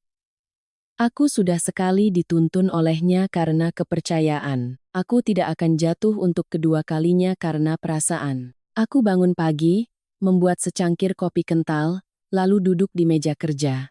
Di hadapanku ada tumpukan bukti. Rekening koran, salinan dari flash disk, transkrip rekaman suara, dan berkas dari rumah sakit. Aku memisahkannya dengan rapi, menandai setiap tanggal, setiap transaksi, setiap kejanggalan. Semakin kulakukan, kepalaku semakin dingin. Ketika emosi surut, kebenaran tampak begitu jelas dan mengerikan. Menjelang siang, aku menelepon seorang teman lama bernama Rizal. Kami berteman sejak kuliah. Sekarang ia seorang pengacara yang ahli dalam sengketa perdata dan keuangan. Aku tidak banyak bercerita di telepon, hanya berkata singkat bahwa aku butuh bantuannya untuk memeriksa beberapa dokumen secepatnya. Mungkin karena mendengar suaraku yang aneh, ia tidak banyak bertanya, hanya berkata, "Sore ini bawa saja ke kantor. Kalau masalahnya serius, kita selesaikan dengan cara yang serius." Sore itu, aku membawa semua berkas menemuinya. Rizal membacanya dalam waktu yang lama. Semakin ia membaca, wajahnya semakin serius. Sesekali ia berhenti, menurunkan kacamatanya, dan menanyakan satu dua hal untuk mengkonfirmasi lini masa, lalu kembali menunduk. Aku duduk di seberangnya, kedua tanganku saling meremas hingga memerah. Aku tidak takut kebenarannya akan lebih buruk, karena sejak mendengar rekaman itu, aku tahu tidak ada lagi pembelaan untuk Bram. Tapi aku ingin tahu posisiku yang sebenarnya. Apakah aku seorang istri yang dikhianati, atau korban penipuan yang terencana? Setelah selesai membaca tumpukan terakhir, Rizal meletakkan berkas itu dengan keras di atas meja dan menatapku lurus. Citra, ini bukan lagi sekadar perselingkuhan dalam pernikahan. Ini ada unsur penipuan dan penggelapan aset, serta penyembunyian kondisi keuangan. Mendengar setiap katanya, punggungku terasa dingin. Rizal bukan tipe orang yang suka menakut-nakuti. Ia sangat terukur, dan semakin serius, suaranya semakin rendah. Ia menunjuk ke transaksi-transaksi bank, lalu ke transkrip rekaman suara. Lihat ini, kalau hanya selingkuh, paling parah hanya perceraian yang buruk. Tapi di sini, kamu punya bukti dia tahu sumber uang ini, tahu tujuanmu mentransfer, tapi menggunakannya untuk hal lain. Belum lagi ada indikasi, ia menciptakan situasi darurat untuk memaksamu mengeluarkan uang. Aku duduk diam, jantungku berdetak pelan. Mungkin karena saat ini aku tidak lagi terkejut, hanya merasa terhina. Terhina karena pernah mempercayai orang seperti itu sampai-sampai, aku tidak pernah membaca dengan teliti apapun yang ia sodorkan. Seolah bisa menebak pikiranku, Rizal bertanya, dulu kamu pernah menandatangani surat-surat atas nama suami atau yang berkaitan dengan keuangan keluarga? Pertanyaan itu membuatku tersentak. Aku teringat, memang pernah beberapa kali. Saat Bram bilang ia sibuk, saat ia bilang ini hanya surat untuk urusan rumah tangga, surat kuasa pembayaran, surat persetujuan wali, atau surat terkait pinjaman untuk modal kerja, aku pernah menandatanganinya sambil memasak, sambil bersiap-siap ke kantor, bahkan pernah terburu-buru di meja tamu karena ia mendesak, cepat tanda tangan, Dik, Mas sudah telat. Saat itu aku tidak membaca dengan teliti. Aku percaya pada suamiku dan berpikir, sesama suami istri, buat apa hitung-hitungan? Mendengar itu, Rizal mengerutkan kening. Kalau tidak segera diperiksa, bisa jadi dia juga berencana melimpahkan utang-utangnya padamu. Kedua tanganku terasa dingin. Sejak saat itu, kami mulai memeriksa segalanya dengan lebih teliti. Rizal meminta timnya membantu memeriksa transaksi-transaksi yang terkait dengan Bram sejauh yang diizinkan hukum, Semakin digali, semakin banyak borok yang terungkap. Bukan hanya utang yang kulihat sebelumnya, tapi juga utang pinjaman online, pinjol, utang kartu kredit, cicilan fiktif, dan transaksi-transaksi mencurigakan ke rekening asing. Waktunya sangat cocok dengan periode saat Bram mulai mengenal Vina. Lapisan demi lapisan, citra seorang suami biasa yang tertekan oleh pekerjaan terkupas habis. Bram bercerai bukan karena cinta yang pudar. Ia bercerai untuk memotongku dari bom waktu utang yang sudah mulai memanas. Ia butuh uangku untuk menambal bagian yang terbakar, lalu menyingkirkanku secepat mungkin sebelum semuanya meledak dan mengenai wajahnya. Tepatnya, aku tidak dibuang karena tanggung jawabku selesai. Aku dibuang agar ia bisa lepas dari risiko. Mendengar kesimpulan itu, aku terdiam lama. Rizal juga tidak mendesak. Ia hanya menyalakan sebatang rokok dan menatapku dengan sorot mata orang yang sudah terlalu sering melihat pengkhianatan kotor. Setelah beberapa saat, ia berkata tegas, "Citra, kalau kamu mau keadilan, kamu harus serang titik lemahnya. Jangan serang dengan air mata, serang dengan bukti." Kalimat itu seperti menyiramkan air dingin ke kepalaku. Aku mengangguk. Mulai hari itu, aku melakukan semuanya satu persatu. Aku mengganti nomor ponsel utamaku, hanya menyisakan satu ponsel lama untuk memantau jika ada panggilan penting. Aku memblokir semua rekening bersama yang masih terkait denganku. Aku mengirim surat resmi ke bank, meminta peninjauan dan pemblokiran sementara untuk semua transaksi yang menggunakan tanda tangan lamaku tanpa konfirmasi fisik dariku. Aku juga berkoordinasi dengan perusahaan tempatku bekerja untuk memisahkan semua kontak finansial dengan Bram. Untuk pertama kalinya setelah bertahun-tahun menjadi istri, aku merasa sedang melakukan semua itu bukan untuk mempertahankan sebuah keluarga, melainkan untuk menyelamatkan diriku sendiri dari puing-puing yang diam-diam telah suamiku siapkan. Tidak berhenti di situ, aku meminta seorang kenalan untuk membantu memeriksa status apartemen yang sedang disiapkan Bram dan Vina. Awalnya aku hanya ingin tahu sudah sejauh mana prosesnya, tapi informasi yang kudapatkan membuatku terdiam sepanjang malam. Uang muka apartemen itu bukan hanya dari uangku. Ada juga pinjaman dari pihak ketiga, bukan dari bank resmi, melainkan dari kelompok rentenir. Sesuatu yang jika orang biasa terjerat sekali saja, cukup untuk menyeretnya ke dalam neraka. Aku meletakkan ponsel, menatap tumpukan dokumen di atas meja. Di luar jendela, langit sudah gelap. Apartemen kecilku sunyi senyap. Tidak ada yang tahu apa yang ada di pikiranku saat itu. Sejujurnya, aku sendiri tidak bisa lagi menamai perasaanku. Bukan sakit, belum juga puas. Hanya ada rasa dingin yang sangat dalam. Aku menghela napas panjang, menatap setiap lembar kertas di hadapanku. Bram mengira ia sudah berhasil menyingkirkanku dari papan catur. Ia mengira aku masihlah mantan istri yang hanya bisa bersabar, menangis dalam diam, dan menelan semua kekecewaan. Tapi ia tidak tahu. Mulai saat ini, semuanya telah berbeda. Mulai saat ini, akulah yang memegang pisau. Aku kira setelah aku mulai mengunci semua akses, pihak Bram akan mencoba mempertahankan sikap dinginnya lebih lama. Tapi tidak. Baru sehari setelah aku dan Rizal menyelesaikan sebagian besar urusan dokumen, ponsel lamaku terus berdering. Semuanya dari Bram. Panggilan pertama tidak kuangkat. Panggilan kedua kubiarkan, lalu kutolak. Pada panggilan ketiga, aku menatap nama itu selama beberapa detik, lalu mengangkatnya. Bukan karena aku masih ingin bicara dengannya, tapi karena aku ingin tahu, di saat seperti ini, permainan apa lagi yang akan ia mainkan. Suara Bram di seberang sana sangat berbeda dari hari ia memaksaku menandatangani surat cerai. Tidak ada lagi nada dingin dan meremehkan, tidak ada lagi sikap terburu-buru. Ia merendahkan suaranya dengan kepura-puraan yang kentara.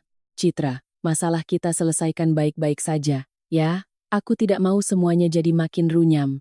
Mendengarnya, aku nyaris tertawa. Seseorang yang beberapa hari lalu duduk dengan angkuh menyuruhku cepat tanda tangan agar tidak buang-buang waktu, sekarang bilang tidak mau semuanya jadi runyam, seolah-olah akulah yang memperbesar masalah.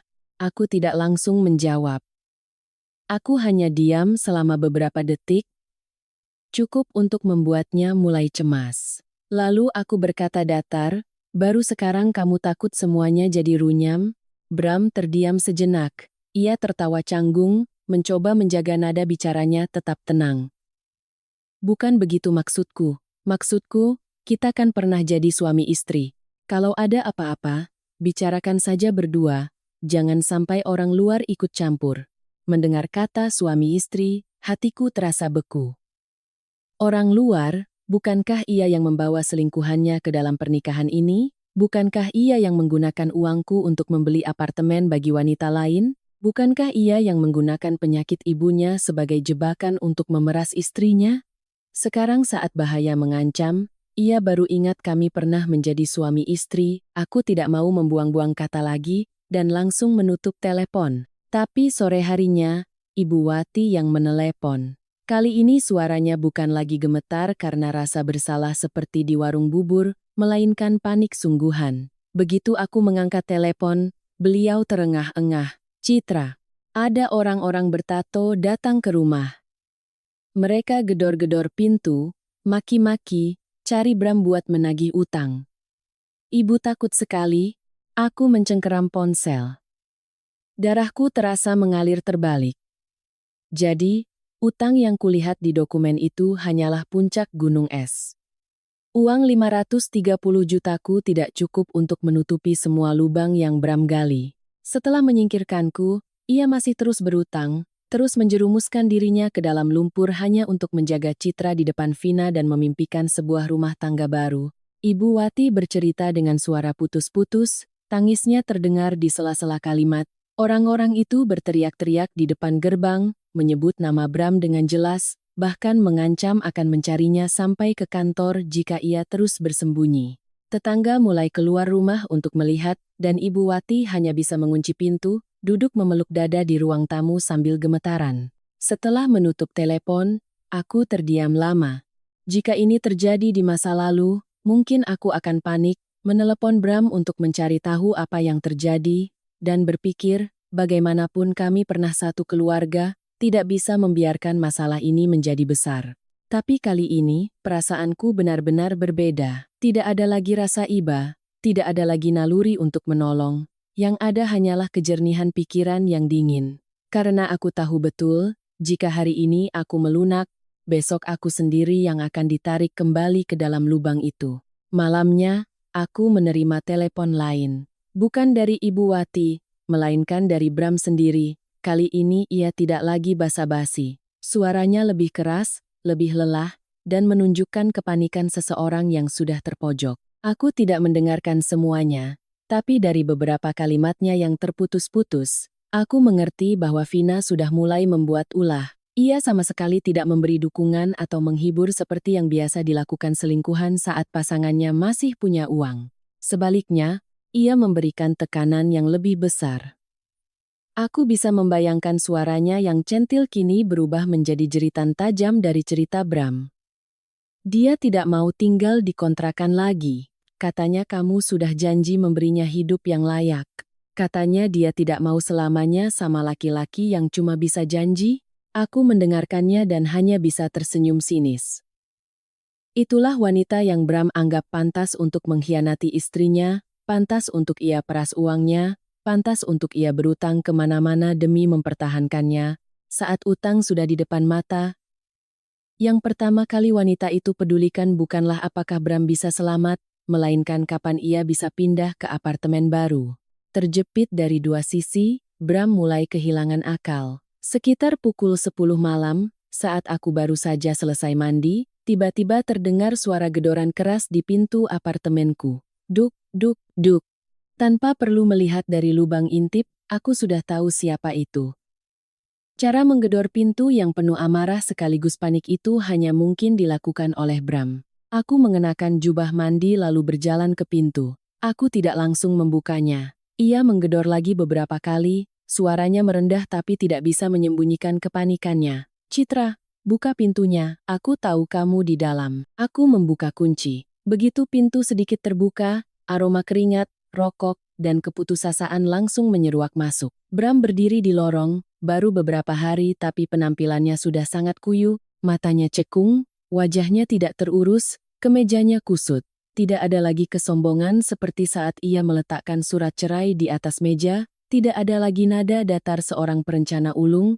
Di hadapanku kini adalah seorang pria yang hampir hancur. Ia menatapku tajam, mencoba merendahkan suaranya agar tidak didengar tetangga. Citra, tolong aku sekali ini saja, hanya sekali ini. Bagaimanapun, kita pernah suami istri. Mendengarnya, setiap kata terasa mengiris telingaku. Pernah suami istri, aku membuka pintu lebih lebar, tapi bukan untuk mempersilakannya masuk. Aku hanya ingin melihat lebih jelas wajah pria yang pernah menatapku dengan sinis, dan bertanya apakah aku pikir diriku sepenting itu. Lalu aku berkata perlahan, setiap katanya ku tekan. Waktu kamu sodorkan surat cerai, kamu bilang tanggung jawabku di rumahmu sudah selesai. Kenapa sekarang kamu mencari orang yang sudah tidak punya tanggung jawab lagi? Bram tercekat. Bibirnya bergerak-gerak tanpa suara. Mungkin ia tidak menyangka aku akan mengembalikan kalimat itu tepat di saat seperti ini. Ia mencoba melangkah masuk, tapi aku menghalanginya di ambang pintu. Aku menatap lurus ke matanya, tanpa menghindar, tanpa gemetar. Uangku kamu tipu. Ibumu kamu manfaatkan. Pernikahan ini kamu hianati. Kamu pikir sekarang aku masih sebodoh itu untuk memberimu 1 rupiah pun lagi? Wajah Bram berubah drastis. Awalnya ia masih mencoba bertahan, tapi kemudian matanya mulai bergetar hebat. Mungkin ia sadar aku sudah tahu lebih banyak dari yang ia kira. Bukan hanya soal perceraian, bukan hanya soal Vina, tapi juga aliran uangnya, jebakan di rumah sakit, dan utang-utang yang coba ia sembunyikan. Tepat saat itu, ponsel di sakunya bergetar terus-menerus. Ia mengeluarkannya, wajahnya pucat pasi. Satu panggilan, lalu satu lagi. Nomor tidak dikenal. Aku tidak perlu melihat untuk tahu siapa itu. Para penagih utang. Ponsel itu belum sempat diam, ponselnya yang satu lagi berdering. Kali ini dari rumah sakit. Bram mengangkatnya, tangannya gemetar. Aku hanya mendengar samar-samar suara di seberang sana yang bicara cepat. Ibu Wati kembali mengalami nyeri dada, tekanan darahnya melonjak drastis karena syok keluarga harus segera datang. Seluruh tubuh Bram seolah membeku di lorong. Di satu sisi, para penagih utang mengejarnya. Di sisi lain, ibunya yang baru saja melewati operasi besar kini jatuh sakit lagi karena ulahnya. Aku berdiri di hadapannya, melihat dengan jelas untuk pertama kalinya kepanikan yang sesungguhnya di matanya. Bukan kepanikan yang dibuat-buat untuk mencari simpati, melainkan kepanikan seseorang yang baru sadar bahwa segalanya sedang runtuh menimpa kepalanya secara bersamaan. Ia menoleh ke arahku, mulutnya terbuka seolah ingin mengatakan sesuatu. Tapi aku tidak memberinya kesempatan. Aku melangkah mundur, mempertahankan tatapan dinginku, lalu menutup pintu. Melalui celah pintu yang perlahan tertutup, aku masih melihat Bram berdiri mematung di lorong, ponsel di tangannya terus berdering tanpa henti. Dan saat itu, aku tahu betul satu hal. Kehancurannya telah dimulai. Setelah malam di mana Bram berdiri mematung di depan pintu apartemenku, segalanya tidak lagi bisa dianggap sebagai perceraian yang kotor semata. Aku tahu betul, jika aku terus menunda, ia akan mencari cara untuk berkelit, mencari pinjaman baru, bahkan mungkin membalikan semua kesalahan padaku seperti yang telah ia lakukan selama ini. Maka, keesokan paginya, aku kembali menemui Rizal dan hanya mengatakan satu kalimat, kita mulai. Aku tidak butuh penyelesaian damai lagi. Rizal tidak bertanya lebih lanjut, ia hanya mengangguk. Bersama-sama, kami merampungkan berkas gugatan perdata untuk menuntut kembali 530 juta yang telah disalahgunakan. Setiap bukti transfer, setiap rekaman suara, setiap tanggal, semuanya kuperiksa ulang sekali lagi. Setelah itu, aku mengirimkan seluruh bukti yang relevan ke pihak rumah sakit, disertai permintaan konfirmasi mengenai prosedur penerimaan dan penggunaan dana yang telah kubayarkan. Tidak hanya itu, aku juga mengajukan laporan atas tindakan penipuan dengan memanfaatkan situasi darurat untuk memaksa kerabat mentransfer uang. Setelah melakukan semua itu, hatiku terasa dingin tapi sangat mantap. Perasaan kacau, sakit, dan kehilangan arah beberapa hari sebelumnya nyaris lenyap, berganti dengan kejernihan pikiran yang bahkan aku sendiri merasa aneh. Mungkin karena setelah melihat wajah asli Bram, aku sadar, Dengan orang sepertinya, semakin kita lunak, semakin ia menekan. Semakin kita diam, semakin ia mengira kita takut. Sore harinya, kenalanku yang kuminta memantau jadwal serah terima apartemen memberitahukan hari dan jam di mana Bram dan Vina akan datang ke kantor notaris untuk menyelesaikan akad jual beli. Aku tidak terkejut, pria seperti Bram selalu sama, sebelum benar-benar terpojok, mereka masih percaya bisa mengendalikan segalanya, masih ingin berlari menuju garis finish, meskipun di bawah kakinya sudah ada jurang.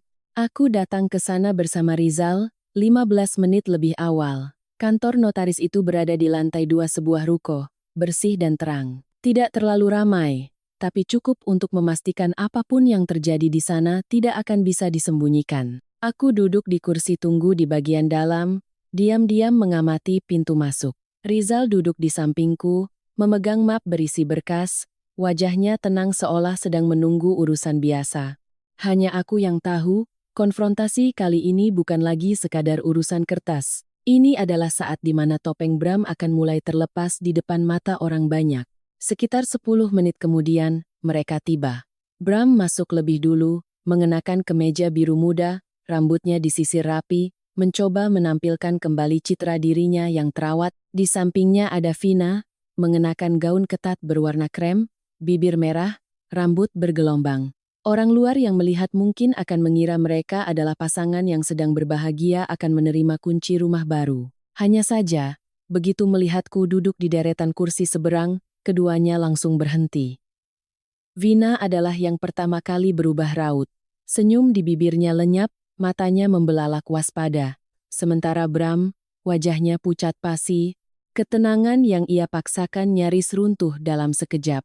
Aku berdiri, tidak terburu-buru, tidak juga melangkah maju dengan gaya melabrak seperti yang mungkin mereka bayangkan. Aku hanya mengambil tumpukan berkas dari tangan Rizal, berjalan ke meja resepsionis, meletakkannya di hadapan mereka, lalu berkata dengan suara dingin, "Silakan dilanjutkan. Selesaikan saja tanda tangannya, biar nanti kalau polisi dan debt collector datang, kalian tidak perlu repot-repot lari."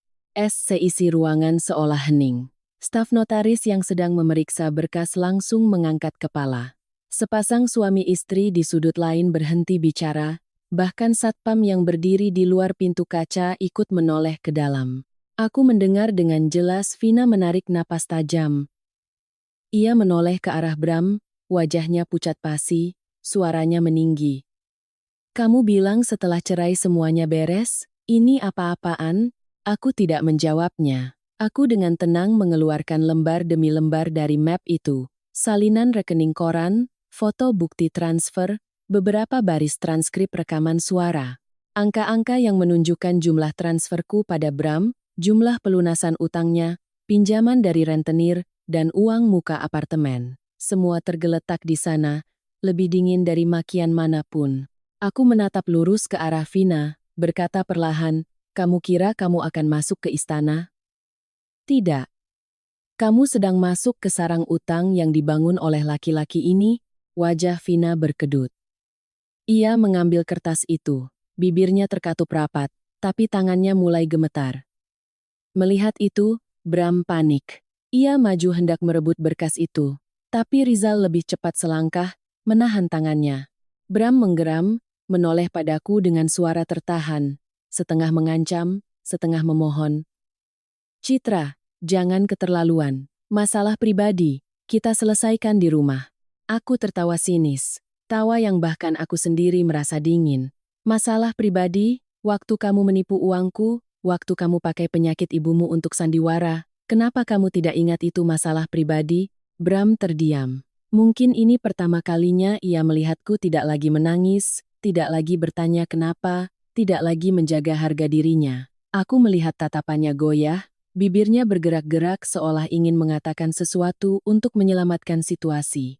Tapi sebelum ia sempat bicara, dari luar terdengar suara langkah sepatu yang keras.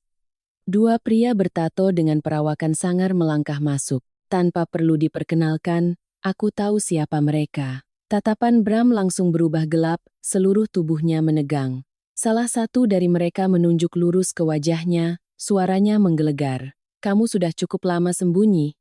Hari ini kalau tidak bayar, Jangan salahkan kami bongkar semua kedokmu di depan umum. Aku tidak bicara lagi. Aku hanya berdiri di sana, menatap Bram. Untuk pertama kalinya di tempat umum, ia benar-benar ditelanjangi. Tidak ada lagi rumah untuk bersembunyi, tidak ada lagi peran sebagai suami yang baik untuk berlindung, tidak ada lagi jalan untuk mengelak. Dan aku tahu, sejak saat itu, permainan telah benar-benar berbalik. Saat kedua, Debt Collector, itu masuk. Aku melihat wajah Bram berubah dari pucat menjadi kelabu. Citra tenang yang coba ia pertahankan seketika runtuh. Sementara Vina, yang tadinya hanya syok melihatku, kini ikut berubah raut saat mendengar bentakan pria bertato itu. Ia langsung menoleh ke arah Bram, matanya melotot, suaranya yang centil kini berubah tajam. Kamu menipuku juga?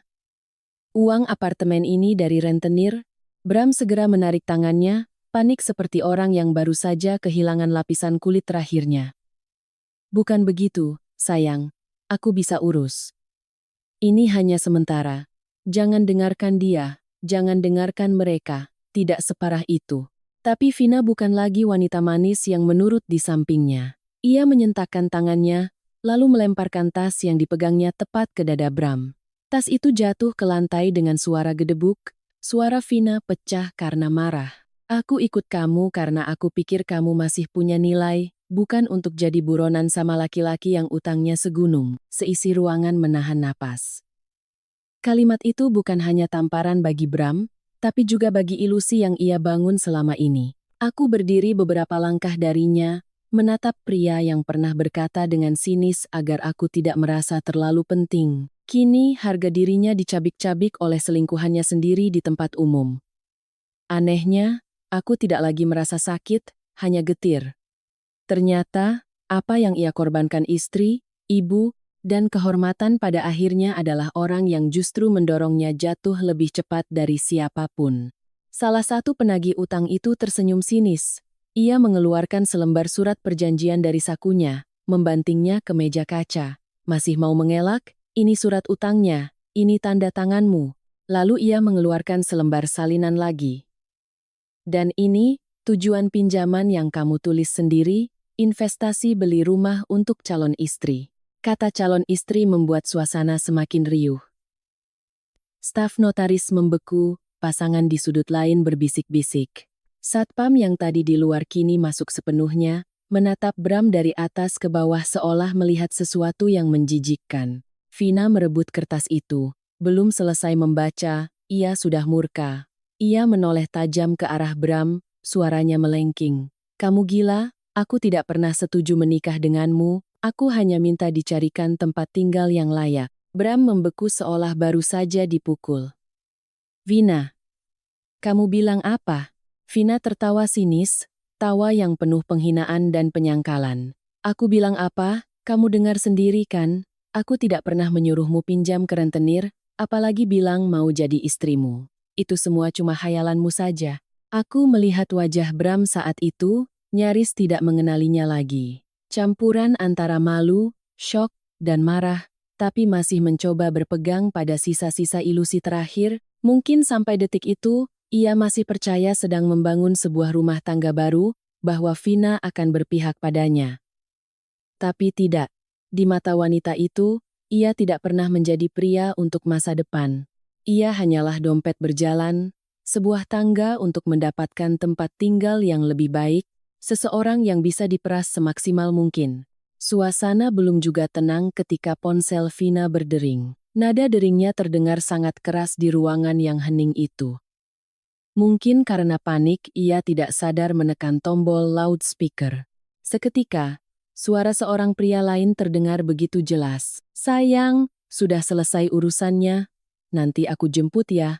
Kita lihat interior apartemen. Hanya satu kalimat, tapi rasanya seperti sember air es yang disiramkan ke wajah Bram. Aku melihatnya menoleh ke arah Vina, matanya terbelalak. Wajahnya pucat seperti mayat.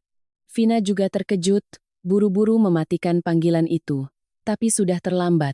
Semua orang di sana mendengarnya. Kedua penagih utang itu saling pandang lalu tertawa mengejek. Staf notaris membuang muka, tapi jelas ia terkejut. Rizal di sampingku hanya menunduk sedikit, seolah sudah terlalu sering melihat drama picisan seperti ini. Bram tergagap. Vina, itu siapa? Vina menggigit bibir, matanya bergerak cepat, lalu masih mencoba berkelit. Memangnya kenapa? Kamu punya hak? Apa bertanya padaku sekarang? Hak apa? Bram nyaris berteriak, suaranya pecah. Aku kehilangan segalanya demi kamu, aku cerai, aku pinjam uang, aku. Belum selesai ia bicara, Vina memotongnya dengan wajah dingin. Itu semua kamu yang lakukan sendiri. Aku tidak pernah menodongkan pisau ke lehermu dan menyuruhmu menceraikan istrimu. Aku berdiri diam, tidak bicara lagi, tidak perlu. Momen itu saja sudah cukup. Cukup untuk membuat Bram mengerti bahwa semua pengorbanannya sia-sia. Cukup untuk membuatnya melihat wanita yang ia puja, yang ia biayai dengan uangku, yang ia siapkan rumah dengan utang, ternyata tidak pernah menganggapnya sebagai pelabuhan terakhir, hanya tempat singgah sementara. Ia telah mengkhianati orang yang tulus padanya demi sebuah hubungan transaksional yang jauh lebih hina daripada apa yang pernah ia pikirkan tentangku. Aku menatap Bram lama. Di matanya saat itu, tidak ada lagi perhitungan, tidak ada lagi kesombongan, tidak ada lagi tawa sinis. Yang ada hanyalah kehancuran. Kehancuran yang telanjang, memalukan, dan begitu pahit hingga aku sendiri merasa itu terjadi terlalu cepat. Tapi aku tidak kasihan, karena ada kejatuhan yang bukan disebabkan oleh takdir yang tidak adil, melainkan oleh diri sendiri yang sudah terlalu sering menginjak-injak kebaikan, kesetiaan, dan batasan, sehingga saat tergelincir, tidak ada lagi yang bisa menahannya. Dan aku tahu, kehancuran di hadapanku ini belumlah akhir. Ini baru permulaan saat Bram mulai merasakan harga dari sebuah pengkhianatan. Kantor notaris itu seolah membeku setelah panggilan telepon yang tak disengaja itu. Orang luar mungkin berpikir itu sudah cukup memalukan, cukup kacau untuk sebuah acara penandatanganan akta jual beli. Tapi bagiku, bahkan saat menatap Bram yang terpaku, hatiku masih merasakan sesuatu yang aneh. Seolah semua ini belum mencapai dasarnya, seolah masih ada satu sayatan terakhir yang belum mendarat. Dan tepat saat itu, dari luar terdengar suara langkah kaki yang tergesa-gesa. Aku menoleh. Ibu Wati muncul di ambang pintu, dipapah oleh seorang wanita paruh baya yang tidak kukenal. Wajahnya pucat, bibirnya pucat, napasnya terengah-engah, jelas kesehatannya belum pulih. Tapi yang membuat semua orang terdiam bukanlah kondisinya, melainkan sorot matanya. Untuk pertama kalinya sejak aku mengenalnya, matanya tidak lagi menunjukkan keraguan, rasa bersalah, atau sikap menghindar. Yang ada hanyalah ketegasan yang nyaris putus asa, seolah beliau sudah mendorong dirinya ke titik di mana tidak ada lagi jalan untuk mundur. Bram, begitu melihat ibunya, langsung panik. Ibu kenapa ke sini? Pulang sekarang juga. Suaranya meninggi, tidak lagi bisa menahan diri di depan umum. Itu adalah suara seseorang yang takut hal terburuk akan segera terjadi. Tapi Ibu Wati tidak berhenti. Beliau menepis tangan wanita yang memapahnya, berjalan lurus ke tengah ruangan, mendekati meja notaris di mana tumpukan berkas masih berserakan. Lalu beliau merogoh saku jaketnya, mengeluarkan selembar map yang terlipat rapi. Tangannya gemetar, tapi suaranya begitu jelas. Saya ibunya. Hari ini saya datang untuk mengatakan yang sebenarnya, supaya kalau saya mati, saya bisa tenang. Seisi ruangan hening. Bram membeku, matanya terbelalak, bibirnya berkedut seolah tidak percaya ibunya berani mengatakan itu di depan umum. Sementara aku, yang berdiri hanya beberapa langkah darinya, ikut merasakan jantungku mencelos. Aku pernah berpikir beliau menyesal, pernah berpikir beliau menyayangiku, tapi tak pernah yakin beliau akan benar-benar maju sejauh ini. Karena untuk melakukannya, dibutuhkan lebih dari sekadar keberanian, dibutuhkan sebuah pemutusan hubungan yang sangat menyakitkan. Ibu Wati menoleh ke arah semua orang, tangannya mencengkeram map itu, lalu berkata pelan tapi tegas, saya sendiri yang mendengar percakapan telepon antara Bram dan Vina. Saya yang menyimpan rekaman dan foto-foto yang dia kira saya tidak tahu. Dia menggunakan penyakit saya untuk memaksa Citra mengeluarkan uang. Dia menggunakan penyakit ibu kandungnya sendiri sebagai alasan untuk memeras istrinya. Suara bisik-bisik terdengar samar dari sudut ruangan, lalu hening kembali. Mungkin tidak ada yang menyangka. Orang yang akan mengkonfirmasi hal itu adalah ibu kandung Bram sendiri, wanita yang kukira akan selamanya terjebak di antara putranya dan kebenaran. Bram seolah tersadar dari syoknya dan langsung maju. Ibu, hentikan. Ibu tidak tahu apa-apa, jangan bicara sembarangan. Ia mengulurkan tangan hendak merebut map itu dari tangan Ibu Wati. Tapi tepat saat tangannya menyentuh ujung map, sebuah tamparan keras bergema di ruangan itu. Plak, Ibu Wati menampar wajah putranya. Begitu keras hingga kepala Bram terpelanting ke samping. Seluruh tubuhnya membeku di tempat. Aku juga tertegun, bukan karena tamparannya, tapi karena tak pernah kusangka seorang ibu yang baru saja sakit parah, yang selama ini terlihat begitu lemah dan tak berdaya, bisa mengumpulkan seluruh sisa tenaganya untuk melakukan itu. Ibu Wati terengah-engah, satu tangannya memegangi dada, tapi matanya menatap tajam ke arah Bram. Suaranya pecah, putus-putus karena sakit dan amarah. Diam kamu, ibu melahirkan dan membesarkanmu bukan untuk membuatmu menjadikan nyawa ibumu sebagai modal menipu perempuan. Begitu kalimat itu selesai, aku melihat wajah Bram pucat pasi. Jika tamparan itu sakit, kalimat ini 1000 kali lebih sakit. Karena itu tidak hanya membongkar kebusukannya, tapi juga merobek citra terakhir yang ingin ia pertahankan di depan umum, sebagai seorang anak, seorang pria, seorang manusia yang punya batas. Kini tidak ada lagi yang tersisa. Di tengah keramaian itu, di antara tatapan mata yang tak terhitung jumlahnya, Ibu Wati berbalik ke arahku dan menundukkan kepalanya. Seorang ibu mertua yang pernah kurawat setiap suap buburnya, setiap butir obatnya, setiap malam tanpa tidurnya di rumah sakit, kini menunduk di hadapan mantan menantunya. Aku berdiri mematung, tenggorokanku tercekat, tak sanggup berkata apa-apa. Suara beliau merendah, tapi setiap katanya jelas. Citra, ibu bersalah. Ibu mohon padamu. Ibu tidak memohon untuknya. Ibu hanya memohon agar kamu percaya, di dunia ini masih ada orang yang akan berutang budi padamu sampai mati. Kalimat itu membuat sesuatu di dalam diriku berhenti. Semua kekecewaan, rasa malu, dan amarah yang menumpuk beberapa hari ini masih ada. Aku belum bisa melupakan segalanya hanya karena sebuah permintaan maaf. Tapi tepat pada saat itu, untuk pertama kalinya aku melihat ada seseorang dari keluarga itu yang berani membayar harga dengan kehormatannya sendiri untuk membela kebenaran. Bukan lagi berbisik-bisik di warung kecil, tapi berdiri di depan umum, dan dengan tangannya sendiri melepas topeng putranya. Belum sempat aku bereaksi, Ibu Wati kembali merogoh sakunya, mengeluarkan sebuah sertifikat tanah dan selembar surat wasiat yang sudah dilegalisir. Beliau menyodorkannya ke arahku, tangannya gemetar hebat. Ibu sudah urus ini beberapa hari lalu. Tanah warisan ibu. Ibu ingin berikan padamu. Anggap saja sebagai sedikit ucapan terima kasih, karena kamu telah menyelamatkan nyawa ibu. Belum sempat tanganku menyentuhnya, Bram berteriak. Suaranya pecah, matanya merah menyala seperti binatang yang terpojok. Ibu gila, harta itu milikku. Seisi ruangan kembali hening. Mendengar kalimat itu, aku merasa dingin sampai ke tulang. Di saat seperti ini, di depan begitu banyak orang, hal pertama yang Bram pikirkan, bukanlah ibunya yang sakit-sakitan datang ke sana, bukan kebenaran yang baru saja terungkap, melainkan sebidang tanah milik ibunya. Ibu Wati menatap putranya lama, lalu tersenyum. Senyum yang getir dan menyakitkan, air mata mengalir di pipinya. Beliau menggeleng pelan. Tidak, apa yang kamu kira milikmu, kamu tidak pernah pantas memilikinya.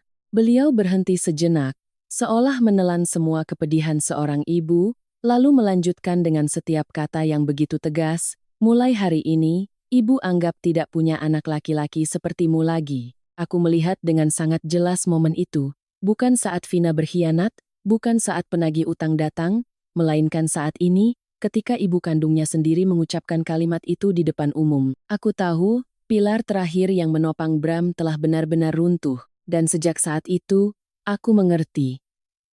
Ada kejatuhan yang tidak dimulai dari kehilangan uang, cinta, atau harga diri. Kejatuhan itu dimulai saat orang yang melahirkanmu pun tidak lagi sudi mengakuimu. Setelah pagi yang penuh drama di kantor notaris, aku mengira Bram, sehancur apapun, akan mencoba menjaga sisa-sisa harga dirinya. Pria sepertinya yang selama ini hidup di balik topeng kesopanan pasti akan bersembunyi atau menunggu badai reda, tapi aku salah. Ada orang-orang yang ketika terpojok, tidak lagi mengenal rasa malu. Mereka hanya tahu cara berpegangan pada apapun yang bisa menyelamatkan mereka, bahkan jika itu adalah orang yang baru saja mereka injak-injak. Keesokan paginya, aku kembali bekerja setelah beberapa hari cuti. Aku tidak menceritakan masalah pribadiku pada siapapun, hanya mengatakan ada urusan keluarga. Aku ingin segala sesuatu di kantor tetap berjalan normal. Aku melangkah masuk ke gedung tepat waktu, membawa tas kerja, siap untuk hari yang panjang. Tapi dari kejauhan, aku sudah merasakan ada yang tidak beres. Tepat di depan gerbang utama, di anak tangga menuju lobi, sesosok pria berdiri. Kemejanya kusut, kepalanya menunduk, para resepsionis di dalam lobi menatapnya dengan canggung. Satpam berjalan mondar-mandir, seolah ingin mengusirnya tapi tidak tahu bagaimana caranya. Aku belum melihat wajahnya dengan jelas, tapi hatiku sudah terasa dingin. Saat orang itu mengangkat kepala, aku tidak ragu lagi. Itu Bram. Belum sampai sehari, ia tidak lagi terlihat seperti pria yang dengan angkuh menyodorkan surat cerai padaku. Matanya cekung, rambutnya acak-acakan, lingkaran hitam di bawah matanya begitu pekat. Begitu melihatku, ia langsung berlari ke arahku. Sebelum aku sempat bereaksi, ia sudah berlutut di depanku, tepat di depan gerbang kantor. Orang-orang di sekitar langsung berbisik. Beberapa rekan kerjaku yang baru datang berhenti. Resepsionis muda di dalam lobi ternganga. Satpam buru-buru mendekat untuk menariknya berdiri, tapi Bram menepisnya.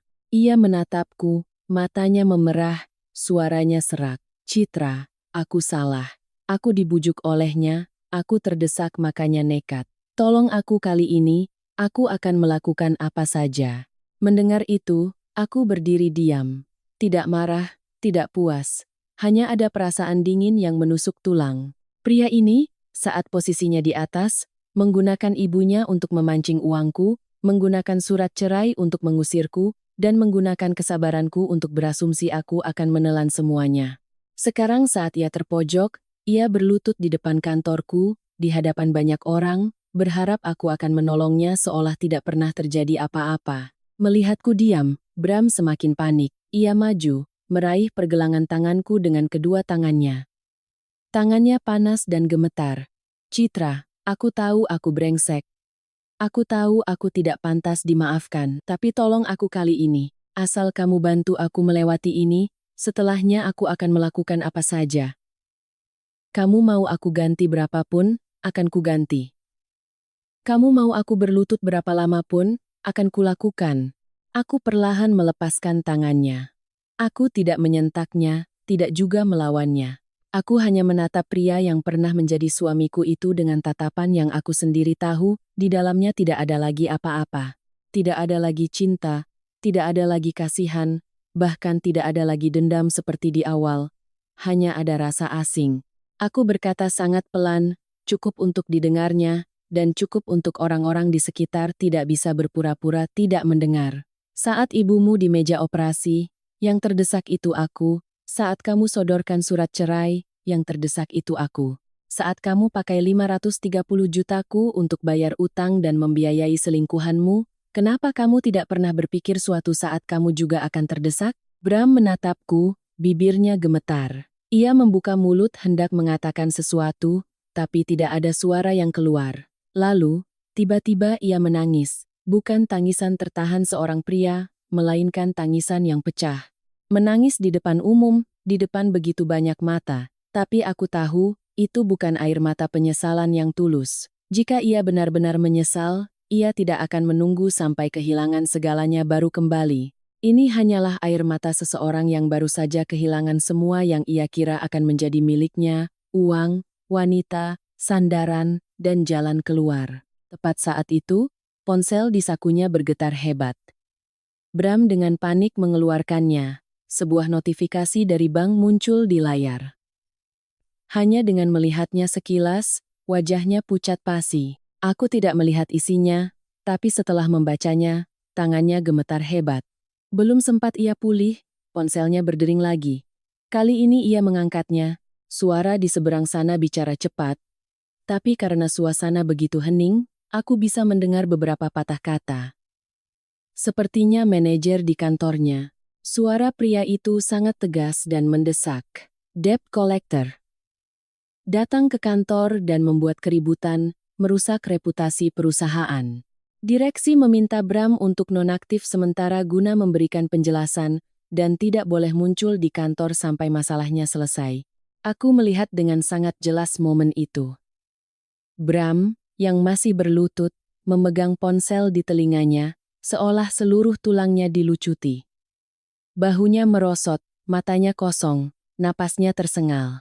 Hanya dalam satu pagi, pria yang mengira akan segera punya apartemen baru, kekasih baru, dan hidup baru, telah menjadi gelandangan dalam arti sesungguhnya.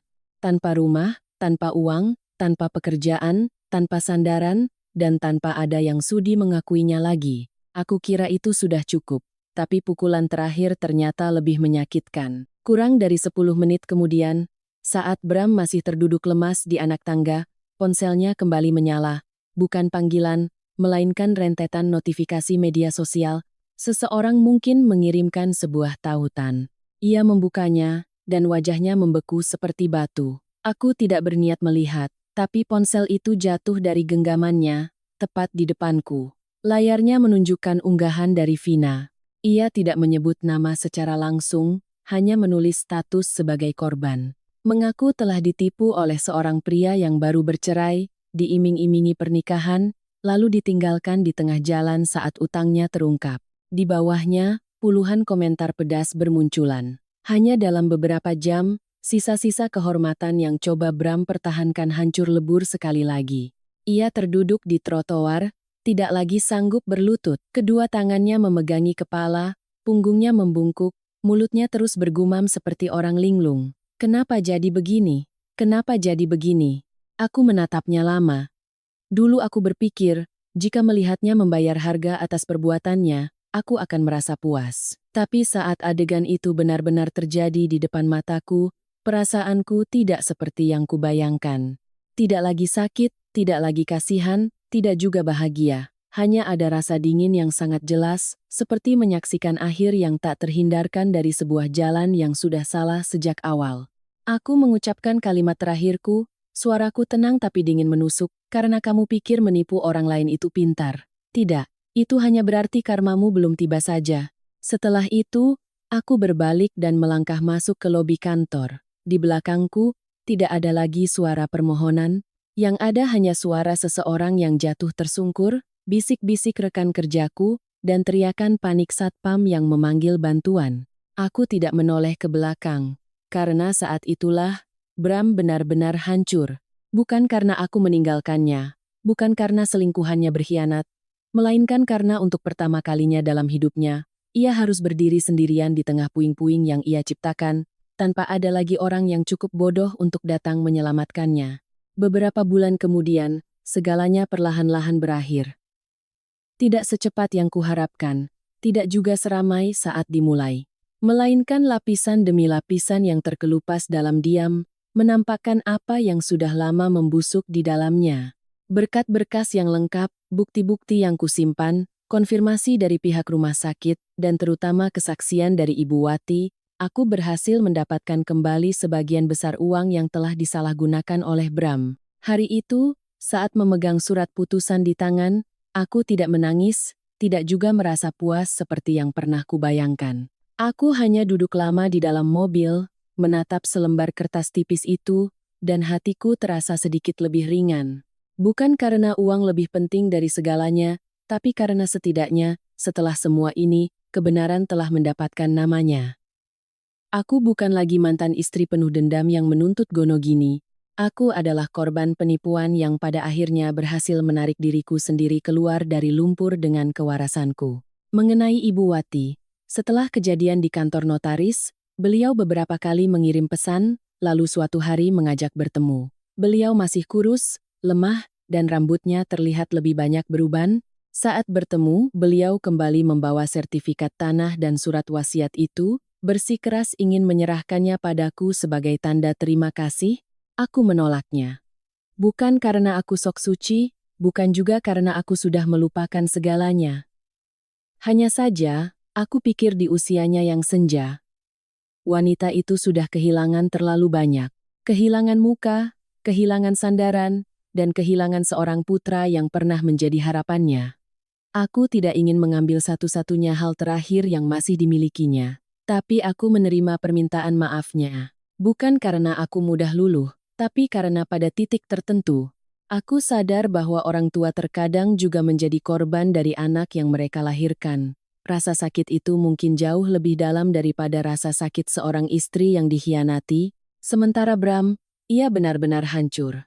Kudengar setelah insiden di kantornya, ia dipecat. Vina menghilang secepat, ia muncul dalam hidupnya.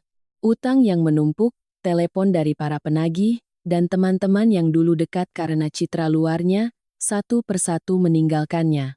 Sempat kudengar dari seorang kenalan, ia harus dirawat di rumah sakit jiwa untuk sementara waktu karena depresi, insomnia kronis, dan kondisi mental yang tidak stabil. Jika ini adalah aku yang dulu, mungkin mendengar kabar itu akan membuatku merasa puas. Tapi tidak. Saat itu, perasaanku tidak lagi seperti itu. Ada balasan yang tidak perlu lagi campur tangan kita.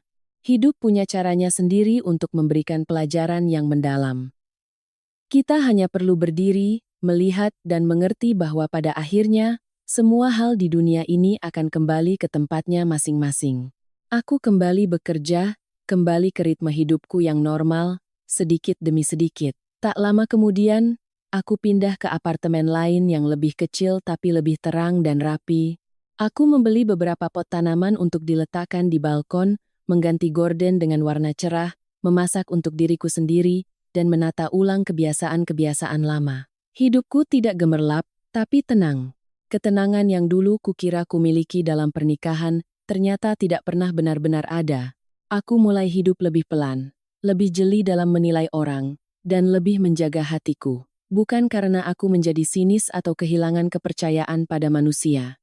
Hanya saja, aku tidak akan lagi dengan mudahnya menyerahkan kebaikanku pada orang lain dan membiarkan mereka menggunakannya sesuka hati. Aku masih percaya pada kebaikan, tapi aku sadar, kebaikan juga harus punya batas. Seorang wanita, jika tidak tahu cara menjaga dirinya sendiri, cepat atau lambat akan ada orang yang menganggap pengorbanannya sebagai hal yang wajar untuk dimanfaatkan.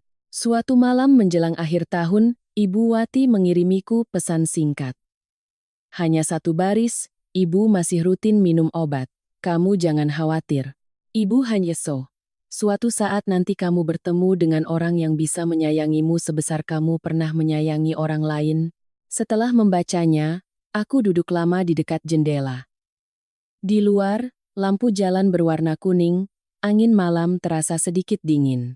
Aku tiba-tiba berpikir, pernikahan itu memang telah mengambil banyak hal dariku. Uang yang kutabung bertahun-tahun, kepercayaan yang kuberikan pada seorang pria, usia muda, harga diri, dan hari-hari di mana aku berpikir kesabaran akan membawa kedamaian. Tapi jika dilihat lebih dalam, pernikahan itu juga memberiku sesuatu yang lebih besar, kesadaran.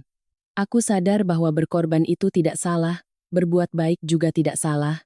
Yang salah adalah ketika kita berkorban untuk orang yang salah, berbuat baik pada orang yang salah, lalu mengira hanya dengan memberikan segalanya, pihak lain akan tahu diri dan membalasnya. Tidak semua orang pantas menerima kebaikan kita. Ada orang yang semakin banyak diberi, semakin merasa berhak untuk mengambil lebih banyak lagi. Terkadang aku juga bertanya pada diri sendiri, bagaimana jika hari itu aku menangis, memohon, dan mati-matian mempertahankan pernikahan itu? Mungkin aku tidak hanya akan kehilangan 530 juta, aku akan kehilangan sisa hidupku, kehilangan harga diriku, dan kehilangan kemampuanku untuk bangkit. Memikirkan itu, aku justru merasa beruntung. Beruntung karena sesakit apapun, aku tetap menandatangani surat itu. Beruntung karena di saat aku merasa kehilangan segalanya, aku justru berhasil melepaskan diri. Ketegasan di saat paling menyakitkan itulah yang menyelamatkanku. Sekarang, Setiap kali teringat kalimat Bram hari itu, tanda tangani saja. Tanggung jawabmu di rumah ini sudah selesai, aku tidak lagi merasa pedih. Aku hanya tersenyum tipis, karena memang benar, tanggung jawabku pada sebuah rumah yang penuh kepalsuan, pada sebuah pernikahan yang dibangun di atas pemanfaatan dan pengkhianatan, telah selesai. Tapi sejak saat itu pula, untuk pertama kalinya dalam bertahun-tahun, aku benar-benar mulai bertanggung jawab pada hidupku sendiri. Dan mungkin, setelah semuanya, itulah hal paling berharga yang berhasil ku selamatkan.